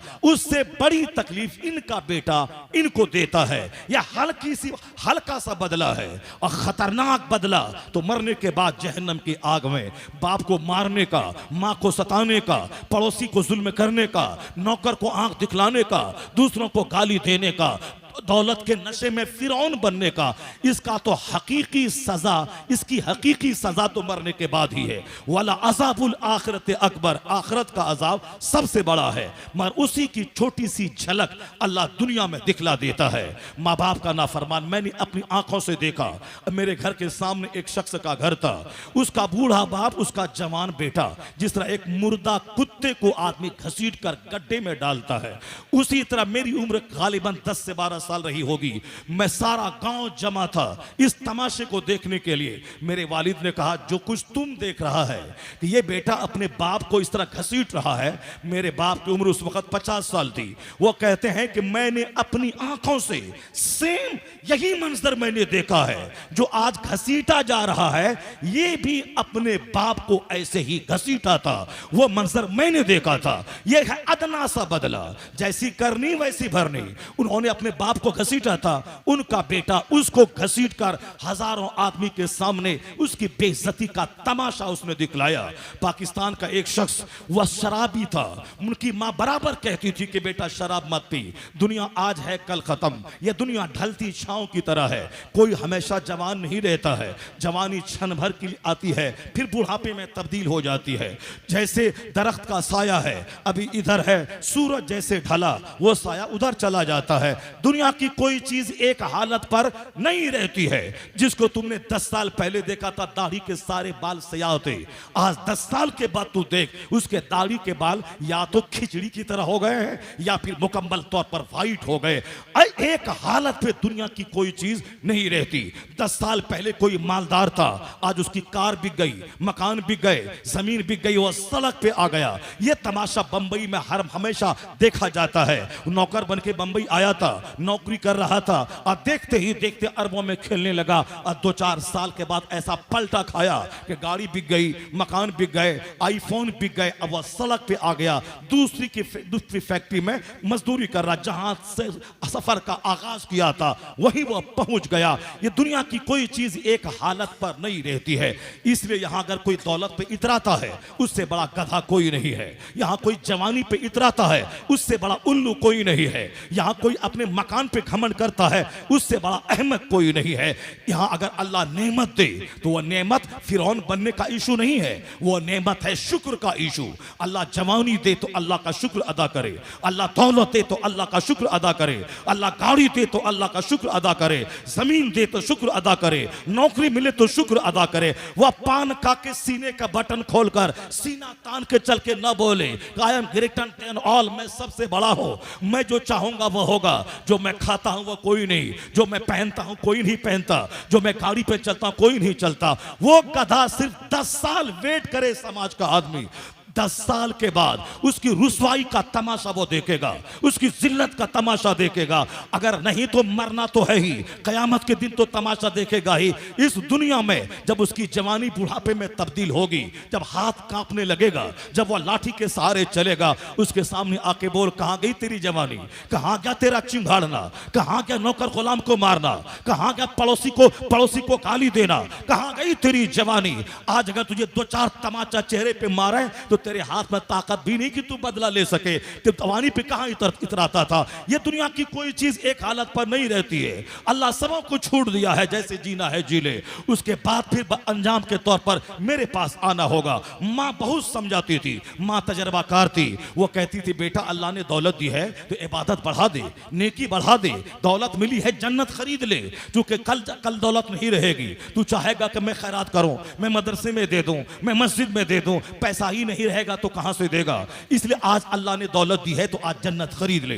गरीबों की बेटी की शादी में मदद कर, बीमारों का इलाज करवा, मिस्किनों की खबरगिरी कर, अपने पड़ोसियों को देख, बीमारों का इलाज करवा और अल्लाह की नेमत का शुक्र अदा कर। अगर शुक्र अदा करेगा तो अल्लाह नेमत को बढ़ा देगा। कुरान पाक में आया है वला इन शकरतुम लाज़ीदन्नकुम, अगर तुमने नेमत का शुक्रिया अदा किया तो हम नेमत को और बढ़ाते रहेंगे। अगर तुमने सजदा किया, ये बोला कि ये मकान अल्लाह ने दिया है, सजदा बढ़ा दिया, जवानी अल्लाह ने दी है, सजदा बढ़ा दिया, औलाद अल्लाह ने दी है, सजदा बढ़ा दिया तो नेमत और बढ़ती चली जाएगी। क्योंकि कुरान में आया है कि अगर नेमत का शुक्र अदा किया, नेमत का हक अदा किया, यानी ज़कात निकालता रहा, मोटे जानवर की कुर्बानी करता रहा, सदक़े फित्र देता रहा, नफ्ल खैरात करता रहा, गरीबों मिस्किनों का ख्याल करता रहा, ऊपर से नीचे से दाएं से बाएं से खूब खैरात करता रहा। क्योंकि हुजूर ने कहा है मालदार तबाह हो गए, माल वाले तबाह हो गए। क्योंकि माल वाला अक्सर झूठ बोल के ही माल कमाता है, गलत तरीके से ही कमाता है, नाजायज तरीके से ही कमाता है, हलाल तरीके से फरावानी रिस्क की नहीं मिलती है। जिसको भी कीमती गाड़ियां सड़कों पे दौड़ रही है, उन तमाम गाड़ी के पीछे हराम जरिए रिस्क काम करता है। फरावानी से 50 लाख महाना हलाल कमाई करने वालों को नहीं मिलता है। जितनी भी फलकबोस इमारतें हैं, जितनी भी कीमती गाड़ियां हैं और जितनी भी कीमती जेवरात हैं, सबके पीछे कुछ न कुछ ब्लैक होनेस होता है, कालापन होता है। कहीं झूठ बोलकर, कहीं हराम तरीके से, कहीं माल छुपाकर, कहीं दलाली करके, कहीं बिकी हुई जमीन बेचकर। इसलिए मकान को देख के तारीफ मत कर, गाड़ी को देख के तारीफ मत कर, दौलतों को देख के तारीफ मत कर, वरना जालिमों का साथ देने वालों में तेरा नाम लिखा जाएगा। चिकनी चपड़ी बातें मत कर। जो हराम तरीके से पैसा कमा के मार्बल ग्रेनाइट से सजा हुआ मकान बनाया है, ये मत बोल के अल्लाह ने नवाजा है, अल्लाह ने आपको दिया है। ये देख, अगर हलाल से बनाया है तब तो बोल के अल्लाह ने नवाजा है, और अगर हराम से बनाया है, शराब का कारोबार करके बनाया है, सूद खा के बनाया है, बैंक का माल लेके बनाया है, दूसरों की जमीन पे कब्जा करके बनाया है, तो खबरदार वहां बैठना मत, उसकी तारीफ मत करना, वरना जालिमों के साथ बैठने वाला, जालिमों के साथ चलने वाला, वो सब के सब मुजरिम करार दिए जाएंगे। हालात ऐसे हैं कि दिल्ली का डकैत अजमेर जाता है और गरीब नवाज के दरवाजे पे चाबी डाल देता है, कहता बाबा पिछली बार मैं इनोवा लेके आया था, इस बार मैं लैंड क्रूजर लेके आया हूं, आपने बहुत नवाजा है। यह डकैत है, यह गुंडा है, और गुंडागिर्दी करके कार खरीद के अजमेर मोहल्ला जाकर कहता है कि आपने हमको दिया है। यकीन जाने एक हराम खोरी है और एक सीना जोरी है कि गरीब नवाज की तरफ मंसूब करता है कि आपने मुझको ये माल दिया है। यानी गरीब नवाज ने कहा था कि जाओ दूसरों की जमीन पे कब्जा करो और दलाली करो और कार खरीद के चाबी लेके मेरे पास आओ। इसका मतलब गरीब नवाज गोंडों और गरीबों को, गोंडों और दलालों को पालते हैं। वह बदतमीज है, एक तो हराम कमाई और दूसरा उस नेक और पाकीज़ा बंदे की कब्र पे जाके चाबी रख देता है। जहां भी चमकती दमकती दुनिया है वहां 90% हराम का दखल होता है। और हदीस में आया है हराम खाने वाला वह चाहे काबा में क्यों ना दुआ करे, उसकी दुआ कबूल नहीं होगी। हदीस पाक का मफहूम है, एक शख्स दूर दराज से चल के आता है, हाथ फैला के दुआ करता है, या रब कहता है, मगर अल्लाह के रसूल कहते हैं दुआ कैसे कबूल होगी? मतअमहु हराम, मलबसहु हराम, मशरबहु हराम, उसके बदन का कपड़ा हराम का है, उसके पेट की ग़िज़ा हराम की है, उसके बदन का, उसके पेट का मशरूब ये हराम का है। हराम खाकर कोई काबा में भी दुआ करे, दुआ कबूल नहीं होगी। और हलाल का 1 रुपया हराम के खरबों रुपए से बेहतर होता है। हलाल का किराए का घर हराम के अपने करोड़ों के घर से बेहतर है। बुजुर्गों ने कहा है ये 50 लाख लोग जो हज को जाते हैं, ये उम्रा पे उम्रा जो लोग ठोकते हैं, उसमें अच्छी नीयत वाला, हलाल कमाई वाला कम ही लोग होते हैं। अक्सर लोग वो होते हैं यहाँ झूठ बोले, दूसरों को सताए और माल कमा के हज को चले जाए। वो हौकाने काबा का खिलाफ थाम के दुआ करे, कश्मीर का मसला हल हो, बोस्निया का मसला हल हो, हिंदुस्तान का मसला हल हो। मसला हल होने के बजाय और गहराता चला जाता है। बुजुर्गों ने कहा कि मुस्लिम शरीफ की हदीस पढ़ कि अगर आदमी के चेहरे पे गर्दो गुबार है, उसका पेट पीठ में चिपक गया है, हाथ उठा के दुआ करता है, नबी कहते हैं अन्ना युस्तजाब, कैसे दुआ कबूल होगी जबकि पेट का दाना, पानी, लिबास ये सब हराम का है। हलाल का दाना अंदर जाता है तो सीना रोशन होता है। जो दुआ हो दुआ कबूल अल्लाह करता है। इसलिए बुजुर्गों ने कहा हलाल कमा, हज फर्ज नहीं है तो हज की तमन्ना मत कर, पैसा नहीं है तो मदीना जाने की तमन्ना मत कर, नमाज फर्ज है नमाज पढ़, रोजा फर्ज है रोजा पढ़, रोजा रख। जो फर्ज है वो करता नहीं और जो फर्ज नहीं है उसके लिए भीख मांगता है और बोलता है तड़प है मदीना जाने की। मस्जिद जाना 5 टाइम ये जरूरी है, जमात से नमाज पढ़ना वाजिब है। आदतन जमात छोड़ने वाला फासिक मरदूदु शहादा है। एक वक्त की नमाज जानबूझ के छोड़ना हराम और गुनाह कबीरा है। शराब पीने वाला 10 साल शराब पिए, वह तौबा करे, अल्लाह माफ कर देगा। लेकिन जिसकी नमाज फर्ज हुई थी 15 साल में, वह नमाज शुरू करता है 25 साल में, या 10 साल की नमाज उसके जिम्मे कज़ा है, वह 5 बार हज कर ले, 50 बार उम्रा कर ले, फिर भी यह 10 साल की नमाज उसके जिम्मे से साकित नहीं होगी। इसे तो पढ़ पढ़ना ही पड़ेगा। मुमकिन है कि तौबा करने और हज करने से जो कज़ा का गुनाह हुआ वो कज़ा का गुनाह तो माफ हो जाएगा, लेकिन जो असल में नमाज है वो नमाज तो साकित नहीं होगी, उसको तो कज़ाए उम्री के तौर पर पढ़ना ही पड़ेगा। इस माना कर शराब पीने से बड़ा गुनाह है नमाज छोड़ना, क्योंकि शराब 10 साल किया, सच्ची तौबा किया, माफ। लेकिन नमाज अगर 10 साल पहले फर्ज हुई थी और 10 साल के बाद शुरू किया, यह 10 साल की नमाज उसके बतौर कज़ा पढ़ना पड़ेगा। और कोई नफल कबूल नहीं होता जब तक कि फर्ज उसके जिम्मे बाकी रहे। आने वाली परसों की जो रात आ रही है वह शबे बरात है, वो मगफरत की रात है, दुआ की कबूलियत की रात है, नवाफिल पढ़ने की रात है। उस रात में ये मत बोलना कौन नवाफिल पढ़े, व्हाट्सएप पे छोड़ रहा है, नवाफिल पढ़ने का तरीका बताइए, नवाफिल पढ़ने का तरीका बताइए। उसे बता दें कि 2-2 रकत नमाज पढ़, नियत कर हर रकत में सूरह फातिहा और 3 बार कुल अल्लाह अहद शरीफ पढ़। ये वह पढ़े जिसकी कोई नमाज कज़ा नहीं हुई है, जिसकी सारी नमाजें पीछे की अदा है। लेकिन जिसकी नमाजें कज़ा हो जिसके जिम्मे, वह नफल नमाज पढ़ने का शौकीन मत बने। वो पूरी रात जाकर अपनी जिंदगी की पहली फजर पढ़े, पहली फजर अदा करे, पहली जोहर अदा करे, पहली असर की नमाज अदा करे, पूरी रात जाकर। मुमकिन है कि 1 महीने की नमाजें अदा हो जाए, उसको रात भर जागने का सवाब भी मिल जाएगा, और फिर जो कज़ा नमाज है वह भी अदा हो जाएगी, और फिर आगे जो नफल करेगा ये फर्ज अदा होने के सदके में वह नफल भी कबूल हो जाएगा, और रात भर की शब बेदारी भी हो जाएगी, और कर्ज भी अदा हो जाएगा। मगर शैतान खोपड़ी में यह बात आने नहीं देता। शैतान कहता आज शबे बरत है, आज नफल नमाज पढ़, 1 रकात में सूरह फातिहा 25 बार कुल अल्लाह शरीफ पढ़ेगा, 25 साल के गुनाह माफ हो जाएंगे। आला हजरत लिखते हैं जब तक रोजा फर्ज जिम्मे कज़ा है, अगला रोजा मुअल्लक रहेगा, कबूल नहीं होगा। जब तक पिछली नमाज़ें कज़ा है उसका कोई नफल कबूल नहीं होगा जब तक फर्ज वो अदा ना करे। इस खोपड़ी में वही बात आती है जो बात उलमा के करीब रहे, जो वहाँ हक बात आती है, वरना शैतान उसके दिमाग में बेशुमार बातें डालता रहता है। आने वाली शबे बरात में कज़ा नमाज़ें ज्यादा अदा करे, क्योंकि जान ले कि कोई नफल कबूल नहीं होता जब तक कि उसके जिम्मे फर्ज बाकी हो। तो आदमी खाने काबा में दुआ करता है, दुआ रद्द हो रही है। क्यों? इसलिए कि हराम माल खाकर कोई काबा का किला पकड़ के दुआ करे, दुआ कबूल नहीं होगी। और हलाल गज़ा खाकर अपने मोहल्ले की मस्जिद में दुआ करे। बुजुर्गों ने कहा है जो दुआ काबा में कबूल न होगी हराम खाकर, वो हलाल खाकर मोहल्ले की मस्जिद में कबूल हो जाएगी। इसलिए अपने मोहल्ले की हलाल का कमाई पे जोर दे, वरना आजकल सिर्फ दौलतमंद बनने के नशे में आदमी हराम हो या हलाल कोई तमीज नहीं कर रहा है। मदरसे का माल नाजायज तरीके से लोग खा रहे हैं, मस्जिद का माल जो बाप ने वक्फ किया था उसे लोग मार मार के खा रहे हैं। माल चाहिए माल। आखिरत का अकीदा जब कमजोर होता है तब माल का जज्बा जवान होता है। माल चाहिए। इसलिए कुरान शरीफ में हर जगह पे आखिरत की बात, जन्नत की बात, जहन्नम की बात, पुलसरात की बात, मीजान की बात, वहां अजाब जहन्नम की बात, जन्नत के इनामात की बातों से पूरा कुरान भरा हुआ है। जो चर्चा हमारे घर में कम हुआ, नतीजे में हमारी बेटियों के बदन में आग लग गई। 16 साल की जवानी है, उसे कोई शौहर चाहिए, नहीं तो कोई उसे बॉयफ्रेंड चाहिए। मन शादी नहीं हुई तो किसी हिंदू के साथ ही वह भाग जाए।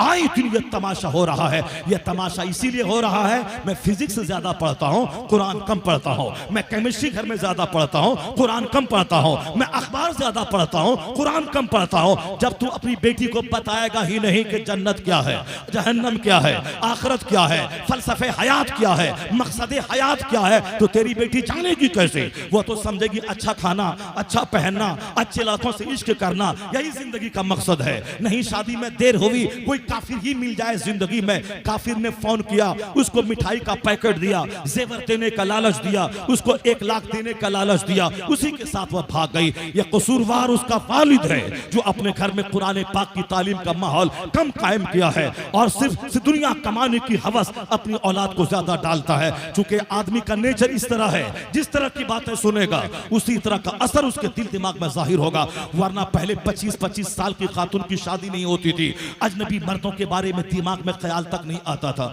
अजनबी मर्दों के बारे में सोचती तक नहीं थी। मेरी बेटियां, हमारी बीवी, हमारी माँ सोचती तक नहीं थी। बेवा हुई 25 साल में, 75 साल में उसकी मौत हुई। 50 साल अपनी गैरत, अपनी इज्जत, अपनी हया की चादर को वह बचा के रखी। न नजर बहकी, न जबान बहकी, न उसके हाथ बहके। समाज के लोग कहते थे ये समाज की आबरू और जीनत का नाम है। जिसको आंचल से, जिसके सर से आंचल खिसकते बनते हुए नहीं देखा गया। इसकी वजह से बारिश रहमत का नुज़ूल समाज में होता है। वो भी तो औरत थी, 25-50 साल शौहर के बगैर जिंदा कैसे रही? या 16 साल की छोकरियां अजनबी मर्दों के साथ भागने का ऐसा माहौल कायम किया है। 40 करोड़ मुसलमानों की नाक कट रही है। अभी बरेली इलाके में 1 महीना पहले एक खूबसूरत पढ़ी लिखी कॉलेज की पढ़ी लिखी खातून, उन्होंने एक गैर मुस्लिम के गले में फूल का माला डालकर उसके साथ उन्होंने शादी कर ली। अभी चंद दिन पहले एक मुसलमान की बेटी वह गैर मुस्लिम के साथ भाग के कोर्ट मैरिज कर रही है। बाप उसका घिघिया के हाथ जोड़ के भीख मांग रहा है कि बेटी मान जा, चलो मैं तेरी शादी दिला दूंगा। क्यों इस तरह के सांप को पैदा किया था? क्यों इस तरह की बेटी पैदा की थी जिसके सामने बाप को गिरा के भीख मांगने की नौबत आ रही है? बाप कहता है माँ का प्यार याद कर, मेरी शफकत याद कर। तेरी माँ ने तुझको पेट में 9 महीने रखा, 2 साल खूने जिगर पिलाया, 10 साल नर्स की तरह तेरे कपड़ों को साफ करी, मैंने तुझ सारा प्यार तुझ पर निछावर किया। मेरी नाक क्यों काट के गैरों के साथ भाग रही है? कुछ नहीं, बदन में आग लगी है, आग। जल्दी से इस आग को बुझाना है। चाहे ये आग कोई हॉकर बुझा दे, कोई जोकर बुझा दे, कोई चमार बुझा दे, कोई हरिजन बुझा दे, कोई दलित बुझा दे, कोई चादर बेचने वाला बुझा दे, कोई ग्वाला बुझा दे। बदन में आग लगी है शहवत की।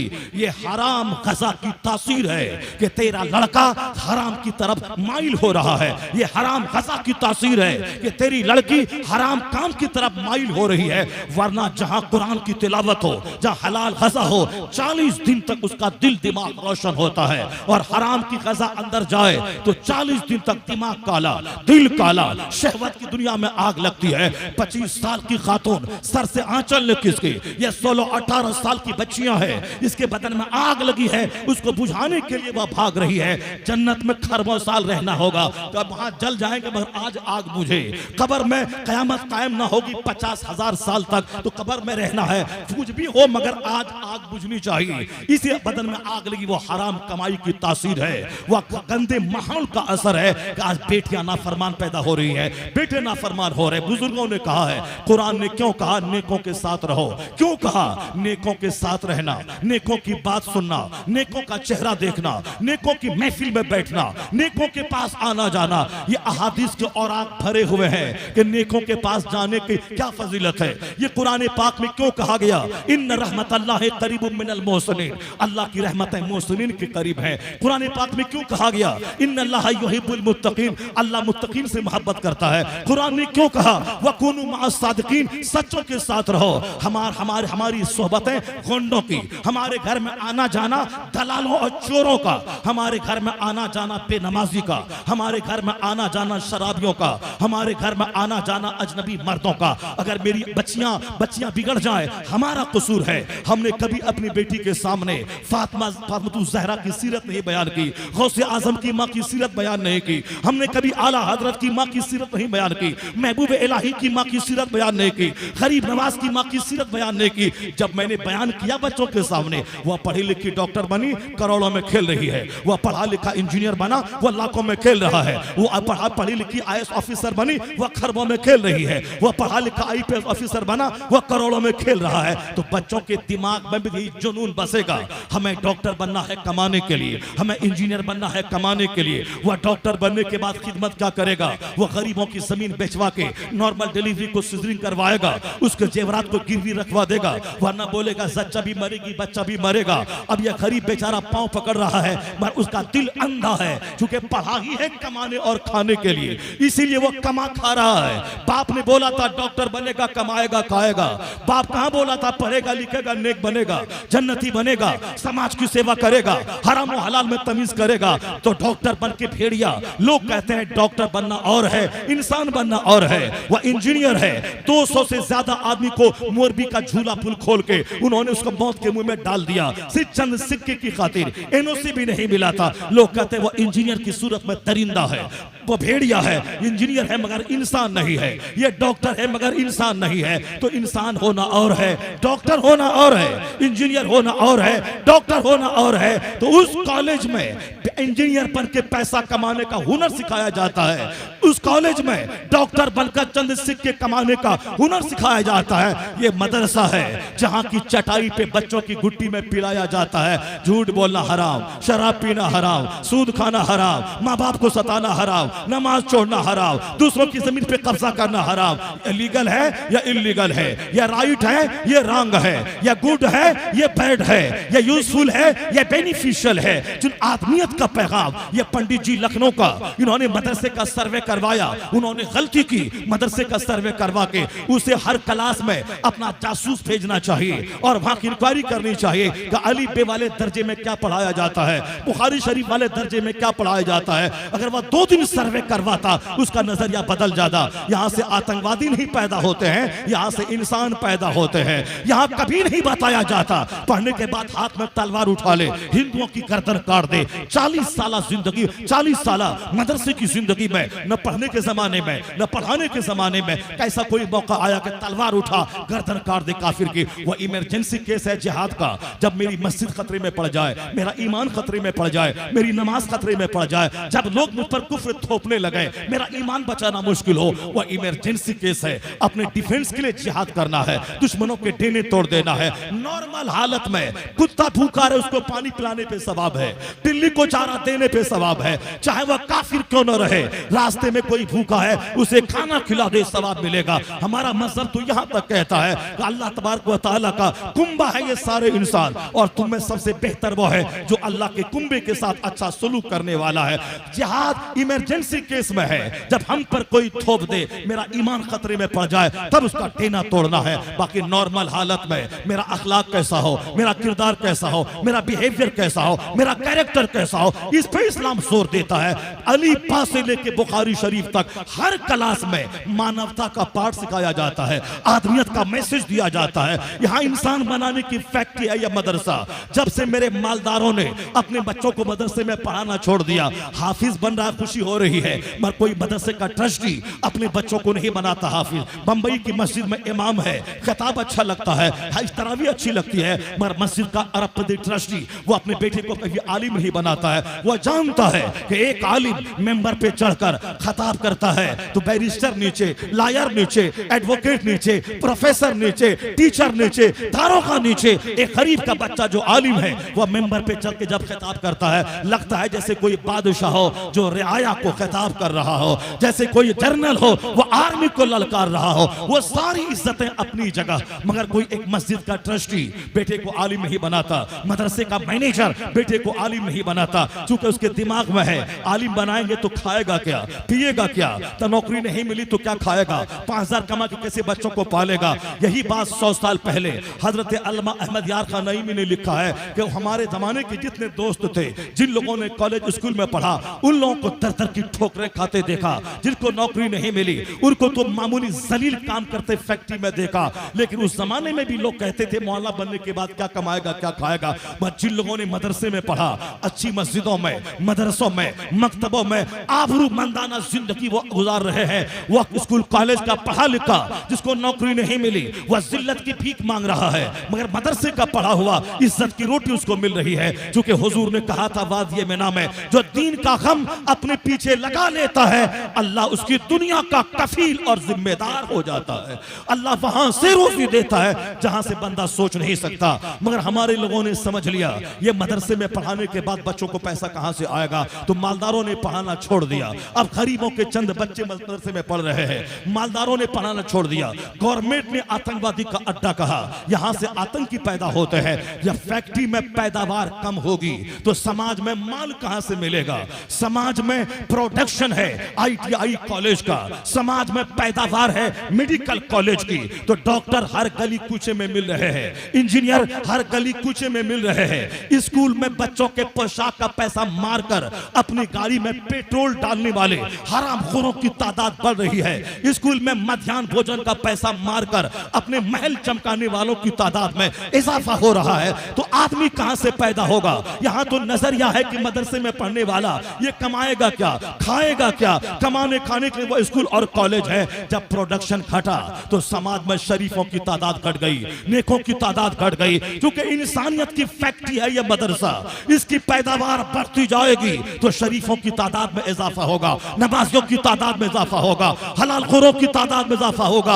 अगर दुनिया कह रही है कि डॉक्टरों से समाज, बंदरों से समाज भर गया, चोरों से समाज भर गया, डकैतों से समाज भर गया, उसका एक रास्ता है कि इस फैक्ट्री को दोबारा आबाद किया जाए, इसको तवानाई दी जाए, इसको पानी दिया जाए, अपने बच्चों को 1 घंटा मदरसे में में, उसके बाद 6 घंटे स्कूल में पढ़वाया जाए ताकि इंजीनियर बाद में बनेगा, इंसान पहले बने, डॉक्टर बाद में बनेगा, इंसान पहले बने, वो प्रोफेसर बाद में बनेगा, इंसान पहले बने। जिस दिन ये फैक्ट्री जवान हुई, चोरों की तादाद घटेगी, शरीफों की तादाद में इजाफा हो जाएगा। नारे तकबीर, नारे रिसालत, उलमाए अहले सुन्नत, इस्लाही मुआशरा कॉन्फ्रेंस, जामिया हबीबिया अशरफिया। हमने मदरसों के महत्व को नहीं जाना। इस मदरसे ने दुनिया को क्या दिया है, इस मदरसे ने दुनिया को क्या दिया है, इस मदरसे ने दुनिया को कुतुब दिया है, इस मदरसे ने दुनिया को अब्दाल दिया है, इस मदरसे ने दुनिया को गौसे आजम दिया है, इस मदरसे ने दुनिया को ख्वाजा गरीब नवाज दिया है, इस मदरसे ने दुनिया को महबूब इलाही दिया है, इस मदरसे ने दुनिया को शेखुल इस्लाम वल मुस्लिमीन इमाम अहमद रजा खां फाजिल बरेलवी जैसा मुजद्दिद आजम दिया है। इस मदरसे ने मुफ्ती आजम हिंद हुज्जतुल इस्लाम और अख्तर रजा खां अजहरी जैसा ताजुल शरिया दुनिया को दिया है। मदरसे की तारीख बड़ी रोशन है, हमारे बच्चे नहीं जानते इस मदरसे में क्या होता है। इस मदरसे के बारे में जॉन डेवनपोर्ट, 7 समंदर पार का दानिश्वर, उसने जबरदस्त रिमार्क करते हुए कहा, वो कहते हैं it must be owned that all the knowledge whether of physics और एस्ट्रोनॉमी और एस्ट्रोलॉजी और mathematics which flourished in Europe from the 10th century was originally derived from the Arabian schools, and the Spanish Saracen may be looked upon as the father of European philosophy. Don Davenport ने कहा था, ये जो दुनिया में scientific विकास है, ये हवाई जहाज, ये मोटर कार, ये 4 व्हीलर, ये 3 व्हीलर, ये कंप्यूटर, ये मोबाइल, ये लैपटॉप, ये टैबलेट, ये माइक्रोफोन, जो हमारे इर्द गिर्द जो इलेक्ट्रॉनिक गुड्स का अंबार और जंगल मौजूद है, यह सब साइंसदानों के दिमाग जलाने के बाद ही ये सारी चीजें वजूद में आई हैं। वो कहते हैं ये सारे उलूम अरबी मदरसों से लिए गए हैं और वो हक शनास शख्स 7 समंदर पार का, जहां से हवाई जहाज की थ्योरी आई, जहां से माइक्रोफोन की थ्योरी आई, वहां का जॉन डेवनपोर्ट कहते हैं ये सारे उलूम यानी इल्मे तबइयात, इल्मे फल्कियात, इल्मे नजूम, इल्मे रियाजी, जिसको अंग्रेजी में फिजिक्स कह दे, केमिस्ट्री कह दे, बायोलॉजी कह दे, मैथमेटिक्स कह दे, एस्ट्रोलॉजी कह दे, एस्ट्रोनॉमी कह दे, लॉजिक कह दे, फिलॉसफी कह दे, वो कहते हैं ये सारे उलूम अरबी मदरसों से लिए गए हैं। वो the Spanish Saracen may be looked upon as the father of European philosophy. वो हक पहचानने वाला बंदा बोलता है, मदरसे के उलमा जो स्पेन में तहकीक की बातें बता रहे थे, वो उलमा साइंस के बाप कहे जाने के मुस्तहिक है, जो मदरसे में तहकीक की बातें बता बता कर साइंस की उलूम को जन्म दिया है और साइंस के दरवाजे को खोला है। यह मदरसा की तारीख बड़ी रोशन रही है। हमने अपने बच्चों को मदरसे को बताया, यहाँ मौलाना पैदा होते हैं, जो मौलाना हमसे चंदा मांगने आते हैं, ज़कात और खैरात और फितरा मांगने आते हैं, मौलाना से बच के रहना, वरना सर पे टोपी पहना देगा, वरना चेहरे पे दाढ़ी रखवा देगा। ये मौलाना साल में 5 बार तेरे सामने आके तेरी दौलत को लूट के लेके चला जाएगा। दूर से सलाम करना, कभी मौका मिले 100 रुपए से मुसाफा कर लेना, ज्यादा इसके करीब मत जाना, वरना जवानी में दाढ़ी रखवा देगा, कोई अपनी बेटी नहीं देगा, वरना जवानी में पंजाबी कुर्ता पायजामा पहना देगा, कोई तुमको दामाद नहीं बनाएगा। इसे दूर से सलाम करना, वाह वाह कर देना, वाह मौलाना वाह, मगर उसके करीब मत जाना, उससे रिश्तेदारी मत करना, उसको अपनी बेटी मत देना, वरना फिर ये चादर संभालेगा, सर दबेगा, पांव खुलेगा, पांव ढकेगा, सर खुलेगा, इसके पास में पैसे कहाँ है। यही वजह है कि आज हमारे बच्चे हमें खैरात देते हैं, हमें ज़कात देते हैं, वो मुझे सलाम तक नहीं करते हैं। वो एक पंडित जी के पास जा रहे हैं, पंडित जी की बात सुन रहे हैं, रामदेव की बात सुनते हैं, वो साहब मुरारी बापू की बात सुनते हैं, मगर मेरी बात नहीं सुनते हैं। वो दूसरों की बातें सुनते हैं, मेरी बात नहीं सुनते हैं। वह हेल्दी लाइफ गुजारने का तरीका वह रामदेव से लेते हैं, हमसे नहीं लेते हैं। जबकि उस रामदेव की कहानी सुनाई जाए, मुरली मनोहर जोशी जो हिंदुस्तान का बहुत बड़ा एजुकेशन मिनिस्टर था, उसकी बात सुनी जाए तो मेरा बच्चा तंग रह जाएगा। डॉक्टर मुरली मनोहर जोशी ने कभी कहा था कि योगा करना जरूरी है सेहतमंद रहने के लिए, मगर उन्होंने कहा था कि मुसलमानों को योगा करने की क्या जरूरत है। मुरली मनोहर जोशी ने कहा था कि योगा का जितना तरीका है वो सब अपनी जगह, मगर इस्लाम के पैगंबर ने जो नमाज का कानून इनको दिया है, हर दिन 24 घंटे में 5 टाइम नमाज पढ़ना और हर टाइम में कई कई बार सर ऊपर उठाना, नीचे झुकाना, रुकू में जाना, खड़ा रहना, निगाहों को केंद्रित करना, कभी नाक पर, कभी गोद में, कभी पांव पर, कभी सजदे की जगह पे उठना बैठना, कुछ पढ़ना, ध्यान केंद्रित करना, कांधे पे, फिर हाथ उठा के दुआ करना। वो कहते हैं जब मैं नमाज के सिस्टम पे गौर करता हूं, कौन? भाजपा का लीडर जो गैर मुस्लिम है, जो हिंदू है, मेरा बेटा मेरी बात नहीं मानता, मगर वो गैर मुस्लिम बोलता है क्या? अखबार में उसकी बात छपी, मैंने अपनी आंखों से कानपुर के रेलवे स्टेशन पर उसकी खबर को पढ़ करके मैंने वहां से हर मजलिस में मैं नौजवानों को मसाज देना चाहता हूं। एक गैर मुस्लिम भाजपा का कैडर लीडर, या 3 ही लीडर है जो भाजपा की पार्टी खड़ी है, अटल बिहारी वाजपेयी, आडवाणी, डॉक्टर मुरली मनोहर जोशी। डॉक्टर मुरली मनोहर जोशी उन्होंने फिजिक्स से पीएचडी किया है, यानी बहुत बड़ा प्रोफेसर और भाजपा का लीडर। वो कहते हैं कि योगा जरूरी है, जरूरत है वक्त की, मगर मुसलमानों का कानून नमाज जब मैं देखता हूं, ऐसा लगता है योगा के जितने भी अलग अलग तरीके हैं वो सारे तरीके नमाज के अंदर जमा है। वो कहते हैं नमाज से बढ़कर कोई योगा नहीं, और नमाज देने वाले मोहम्मद अरबी से बढ़कर कोई डॉक्टर, कोई तबीब नहीं। एक गैर मुस्लिम की तो फिक्र ऐसी है, मगर मेरा बच्चा बोलता है मौलाना के करीब मत जाना वरना दाढ़ी रखवा देगा, मौलाना के करीब मत जाना पंजाबी कुर्ता पहना देगा, मौलाना के करीब मत जाना वह जवानी में नमाज पढ़वा देगा।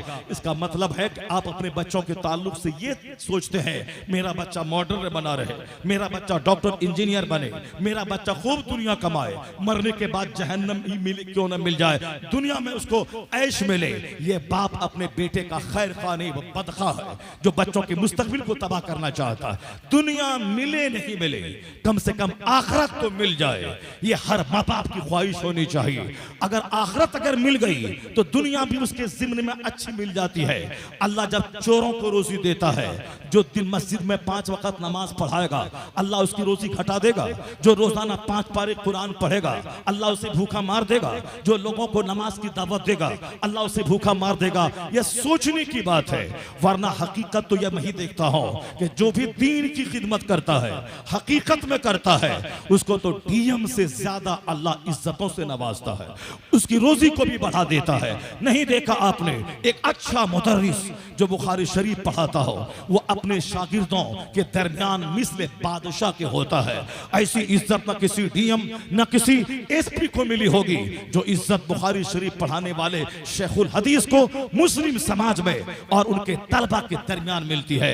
नहीं देखा आपने एक साहब खतीब है, एक मिनिस्टर उतना हवाई जहाज का सहारा नहीं लेता होगा जितना एक खतीब 30 दिन में 30 शहरों का सफर करके हवाई जहाज के सफर को पानी पानी कर देता है।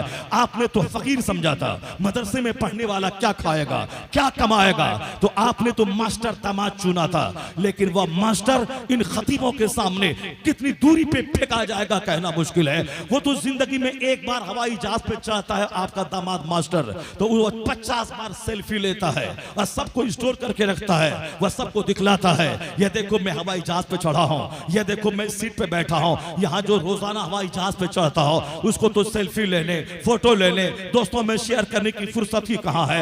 यहाँ तक कि खतीबों की बात, शेखुल हदीस की बात, जो मस्जिद का इमाम है उसकी इज्जतों का आलम है कि आप जाके बंबई में देखें मस्जिदों के इमाम को अपने अरबों के घर में बुलाकर वहां का अरबपति क्या कहता है, उसका हाथ चूमकर पेशानी को बोसा देकर वो यही कहता है कि मेरे पास 50 फैक्ट्री है, मैं कैपिटलिस्ट हूं, मैं बिजनेसमैन हूं, मेरे पास अरबों का घर है, मैं लैंडलॉर्ड हूं, लेकिन पेशानी चूम के कहता है कि मैं अरबपति हूं खरबपति हूं। अरबपति होना और है, तेरे सीने में जो कुरान हदीस का इल्म है, तू नाइबे रसूल नाइबे पैगंबर है। अरबपति होना और है, नाइबे पैगंबर होना और है। नाइबे पैगंबर मुस्तफा का नाइब होना, चाहे वो किराए के घर में रहे, चाहे टूटी चप्पल पहने, चाहे पैवन वाला कपड़ा पहने, अगर वह नाइबे रसूल है उसका मुकाबला ना डीएम कर सकता है, ना एसपी कर सकता है, ना डॉक्टर कर सकता है, ना मिनिस्टर कर सकता है। अगर वाकई वो नाइबे रसूल है तो समझ ले कि जिस तरह मुस्तफा लाजवाब, उसी तरह नाइबे पैगंबर भी अपने अहद के तमाम मनासिब में लाजवाब मनसब उसका होता है। वो मालदार रास्ते से गुजरे, मुमकिन है कि झूठ की वजह से जमीन पर दुआ करे, मगर जो बुखारी पढ़ा के, जो मस्जिद में इमामत करके, हदीस सुना के जब वह रास्ते से गुजरते हैं तो समंदर की मछलियां भी दुआ करती हैं, दरख्तों के पत्ते भी दुआ करते हैं। इतना बड़ा शरफ अगर दुनिया ही चाहिए तो दुनिया ही चाहिए तो फिर आप समझ जाए जिल्लत के लिए तैयार रहे, रुसवाई के लिए तैयार रहे। नहीं सुना आपने सुशांत सिंह राजपूत जैसा फिल्म का एक्टर कोरोना काल में जहर खा के मर गया, फांसी के फंदे पे लटक के मर गया। 50 करोड़ का मालिक फांसी के फंदे पे लटक के क्यों मर गया? नहीं सुना आपने उसके 5 दिन के बाद एक नाचने वाली हीरोइन वो जहर खा के मर गई, 5 दिन के बाद सड़ी हुई लाश करोड़ों के फ्लैट से बाहर निकली। नहीं सुना आपने चार्ली चैपलिन, ब्रिटेन का फिल्मी स्टार कॉमेडियन, करोड़ों जिसका चाहने वाला फैन से मौजूद है, मगर वो अंदर से इतना दुखी था कि डॉक्टर के पास जाके कहता था मेरे दर्द की दवा दे दे, मैं अंदर से टूटा हुआ रहता हूं, मेरी जिंदगी में चैन और सुख नहीं है। करोड़ों को हंसाने वाला अंदर से रोता था इतना, वो कहता I like to walk in the rain, nobody can see my tears, मैं बारिश में टहल के रोना चाहता हूं ताकि जी भर के रोऊं और बारिश की वजह से कोई मेरे आंसू को देख नहीं पाए। ब्रिटिश फिल्मी स्टार अंदर से इतना टूटा है कि वो बारिश में टहल के जी भर के रोना चाहता है। नहीं सुना आपने दिल्ली का चिट्टा ब्रदर्स खरबपति, जब दोनों भाई टेबल पर बैठा अपनी प्रॉपर्टी को डिवाइड करने के लिए कई साल तक साथ में रहा, आखिर में फैसला करके प्रॉपर्टी को बांट लेना चाहिए। खरबों में खेलने वाला आदमी जब टेबल पर लाइसेंसी रिवॉल्वर रख के दोनों भाई बैठा, दोनों के बॉडीगार्ड्स हैं, दोनों के लाइसेंसी रिवॉल्वर हैं, कहा मेरे छोटे भाई ये प्रॉपर्टी तुम्हारी, कहा ओके, ये प्रॉपर्टी हमारी, कहा ओके, ये मार्केटिंग कॉम्प्लेक्स तुम्हारा, ठीक है, ये मार्केटिंग कॉम्प्लेक्स मेरा, ठीक है। प्रॉपर्टी बढ़ती रही, प्रॉपर्टी इतनी थी कि साहब ऐसा लगता है कि पूरा हरियाणा का गुड़गांव का इलाका उसी की प्रॉपर्टी पे बसा हुआ हो। इतना बड़ा उद्योगपति, इतना बड़ा मालदार था चिट्टा ब्रदर्स। टाइम्स ऑफ इंडिया में खबरें उसकी छपी, सारा हिंदुस्तान मातम करने लगा।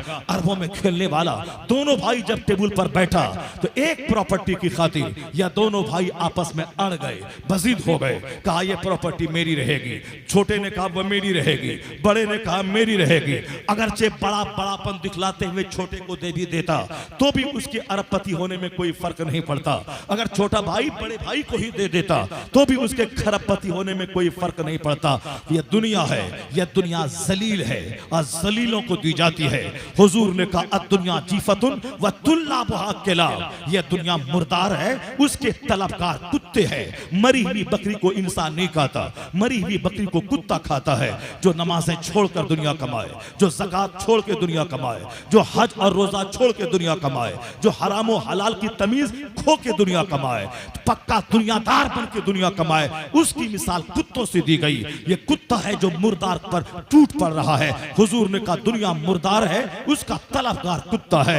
अब सोच ले वह लोग कैसी जिंदगी बसर कर रहे हैं। पैगंबर आजम क्या फरमाते हैं, हदीस पाक का जो मफहूम है, कुरान शरीफ में अल्लाह ने फरमाया कि अगर ये सारे लोगों के काफिर होने का चांस नहीं होता तो इतनी दौलतें हम काफिरों को दे देते, उनके मकान की छतें सीढ़ियां सब सोने चांदी की बना देते। कुरान में एक सूरह ज़ुखरुफ है, उस ज़ुखरुफ का माने होता सोना चांदी, डेकोरेशंस, आराइश और सजावट। उस सूरत में एक आयत है जिसकी वजह से उसका नाम दुखान पर सूरह ज़ुखरुफ पड़ा है। अल्लाह कहता है वलौला अयकुना नासु उम्मतन वाहिदा ला जअलना लिमन यकफुरु बिर्रहमान लिबुयूतिहिम सुक़फ़न मिन फिद्दा। अल्लाह कहता है अगर सारे लोगों के काफिर होने का चांस नहीं होता तो हम इन काफिरों को यानी अल्लाह के मुनकिरों को, अल्लाह के बागियों को, अल्लाह के दुश्मनों को, अल्लाह खुद कहता है मैं अपने दुश्मनों को जो मुझको नहीं मानता है, जिसको मैंने पैदा किया कुत्ता, जानवर, बिल्ली, झाड़, इसके सामने वो सर टेकता है।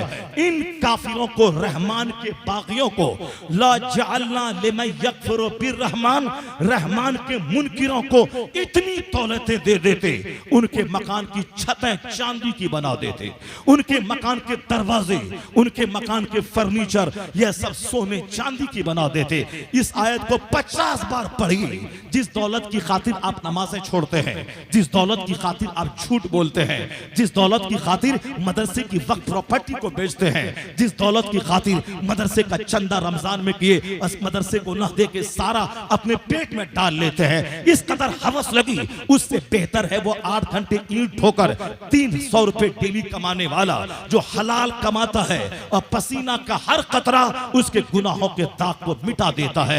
ये मालदार बनने की हवस ने मुझे हरामखोर बना दिया। मस्जिदों की प्रॉपर्टी जो बाप ने वक्फ की थी, उसको बेटा ने उस पर कब्जा कर लिया। नहीं, वो बाप दिया था, मैं नहीं दूंगा, बाप ने लिखा नहीं था, इसलिए वह जमीन हमारी, हमारे नाम से है, वह बाप के तरके वाली जमीन हमारी है।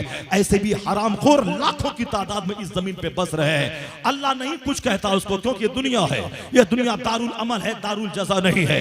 अल्लाह छूट देता है 10, 20, 50 साल, उसके बाद जब पकड़ता है तो बंदे की औकात याद दिला देता है, उसकी जड़ें काट देता है। कुतिया दाबिरुल कौमिल लज़ीना ज़लमू, जालिमों की बुनियाद काट देता है। अल्लाह के नजदीक 100 साल 1 सेकंड होता है। नमरूद को सल्तनत दी, जब खुदाई का दावा उसने किया तो अल्लाह ने 10, 20, 50 साल की छूट के बाद जब उसे पकड़ा है, एक मामूली सा मच्छर के जरिया उसे तड़पा तड़पा के ऐसा हिलाक किया, जिनके सामने खुदाई का दावा किया था, जिन लोगों से सजदा करवाया था, जिन लोगों से कहा था कि मैं खुदा हूं, मैं मारता हूं, जिलाता हूं, उन लोगों के सामने पाखाने में लथपथ तड़प तड़प कर एक मामूली मच्छर की ज़र्ब की वजह से वह जलील और रुस्वा होके मरा, तड़प तड़प के मरा। सारे लोगों ने तमाशा देखा, खुदाई का दावा करने वाला किस कदर रुस्वा होके मर रहा है। तो मेरा खुदा वही है जो वो मोहलत देता है और जब पकड़ता है तो उसकी जड़ें काट देता है, सालिमों की बुनियाद काट देता है। जो खुदा कल के नमरूद को नहीं छोड़ा, जो खुदा कल के फिरौन को 400 साल की लंबी उम्र दिया और जब खुदाई का दावा किया, लंबी उम्र देने के बाद समंदर में उसे तड़पा तड़पा के मार दिया। वह बोलता रहा कि मैं ईमान लाया अल्लाह पर और जनाब मूसा व हारून के रब पर, मगर अल्लाह ने कहा नहीं, अल-आना वक़द असैत क़ब्लु व कुन्त मिनल मुफ़्सिदीन, अभी तू ईमान लाता है, इससे पहले तू फसादी और बागी था। आज मैं तेरी लाश बचाऊंगा ताकि आने वाले लोग जान जाएं कि घमंडी का अंजाम क्या होता है। आज 3000 साल के बाद फिरौन मिस्र की लाश मिस्र की राजधानी काहिरा के म्यूजियम में एक हड्डी के ढांचे की सूरत में आज भी मौजूद है, ताकि दुनिया जाने खुदाई का दावा करने वाले का अंजाम क्या हुआ। इसलिए एक कौम मुस्लिम, कुरान साफ साफ तुझसे कहता है, क्यों तू उन काफिरों की तरह दौलतों पे रीझ रहा है, दौलतों की वजह से मस्जिदों को वीरान कर रहा है, दौलतों के शौक में मदरसों को उजाड़ रहा है, बदन पे गर्दन पे मौत की तलवार लटक रही है। कल तेरा जोहर के बाद तेरी मौत का ऐलान होगा। तुम 100 साल का प्लान अपने लिए, अपने बाल बच्चों के लिए बना रहा है। मस्जिदें वीरान, मदरसा वीरान, खानका वीरान, आलिमों की चटाई वीरान, शराब की भट्टी आबाद, जुआ का अड्डा आबाद, साहब झूठों की महफिल आबाद, दुनिया की महफिलें आबाद, खेत खलियान आबाद, फैक्ट्री आबाद, स्कूल कॉलेज आबाद। सूखा है तो मदरसा है जो दोनों जहान की कामयाबी की जमानत देता है, उसी को तुमने उजाड़ के रख दिया। उन काफिरों को देख लिया, उसका अंजाम नहीं देखा तुमने। कुरान पढ़, मायूस मत हो जा।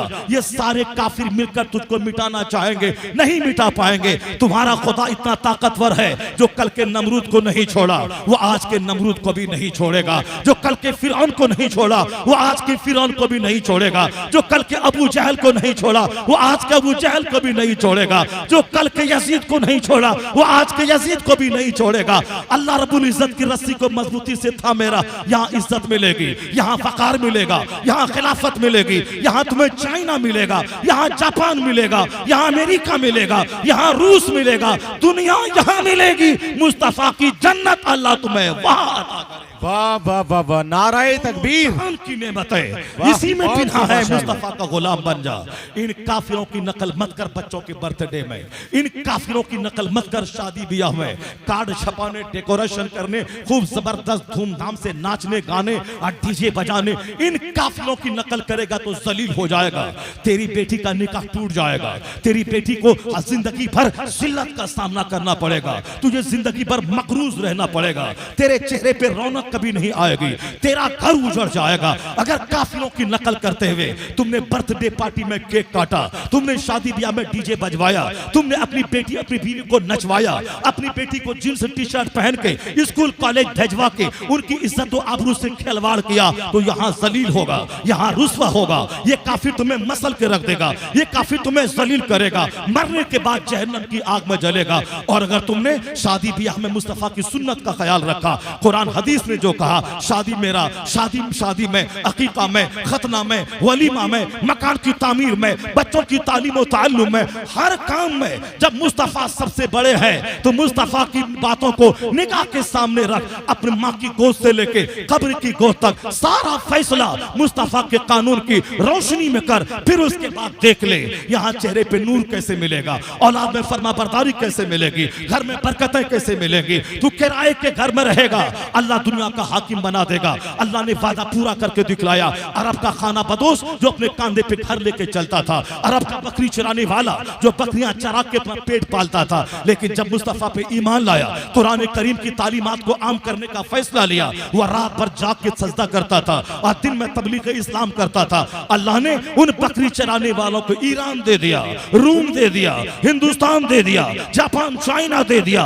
100 साल में आधी दुनिया पे मुसलमानों को सल्तनत दे दी।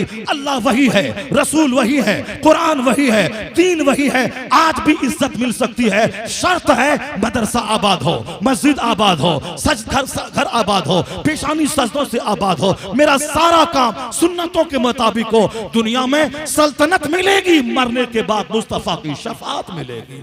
की मोहम्मद से वफा तूने तो हम तेरे हैं। ये जहां चीज है क्या लौह कलम तेरे है। बातें तो बोलने की हजारों है, अमराज तो हजारों है, मगर उस अमराज का इलाज एक ही है। He must be called the savior of humanity. If a man like him were to assume the dictatorship of the modern world, he must succeed in solving its problems. Bernard Shaw ने कहा, मोहम्मद अरबी इंसानियत के मुहाफिज हैं। अगर कोई मसले से दो चार है, सिर्फ मुस्तफा को अपना रहनुमा मान ले, वो अपनी जिंदगी के सारे मसाइल को हल करने में कामयाब हो जाएगा। मुस्तफा की जात तमाम समस्याओं का समाधान बन के आई है। आका अलैहिस्सलाम की जात सारे दर्द की दवा बन के आई है। सरकार दो जहां की जात गिरामी सारे प्रॉब्लम्स का हल लेके आई है। जबान से कहना कि मुस्तफा लाजवाब हैं और है, अपनी एक्टिविटीज से हुजूर की तालीमात को नाफिज करके साबित करना ये और बात है।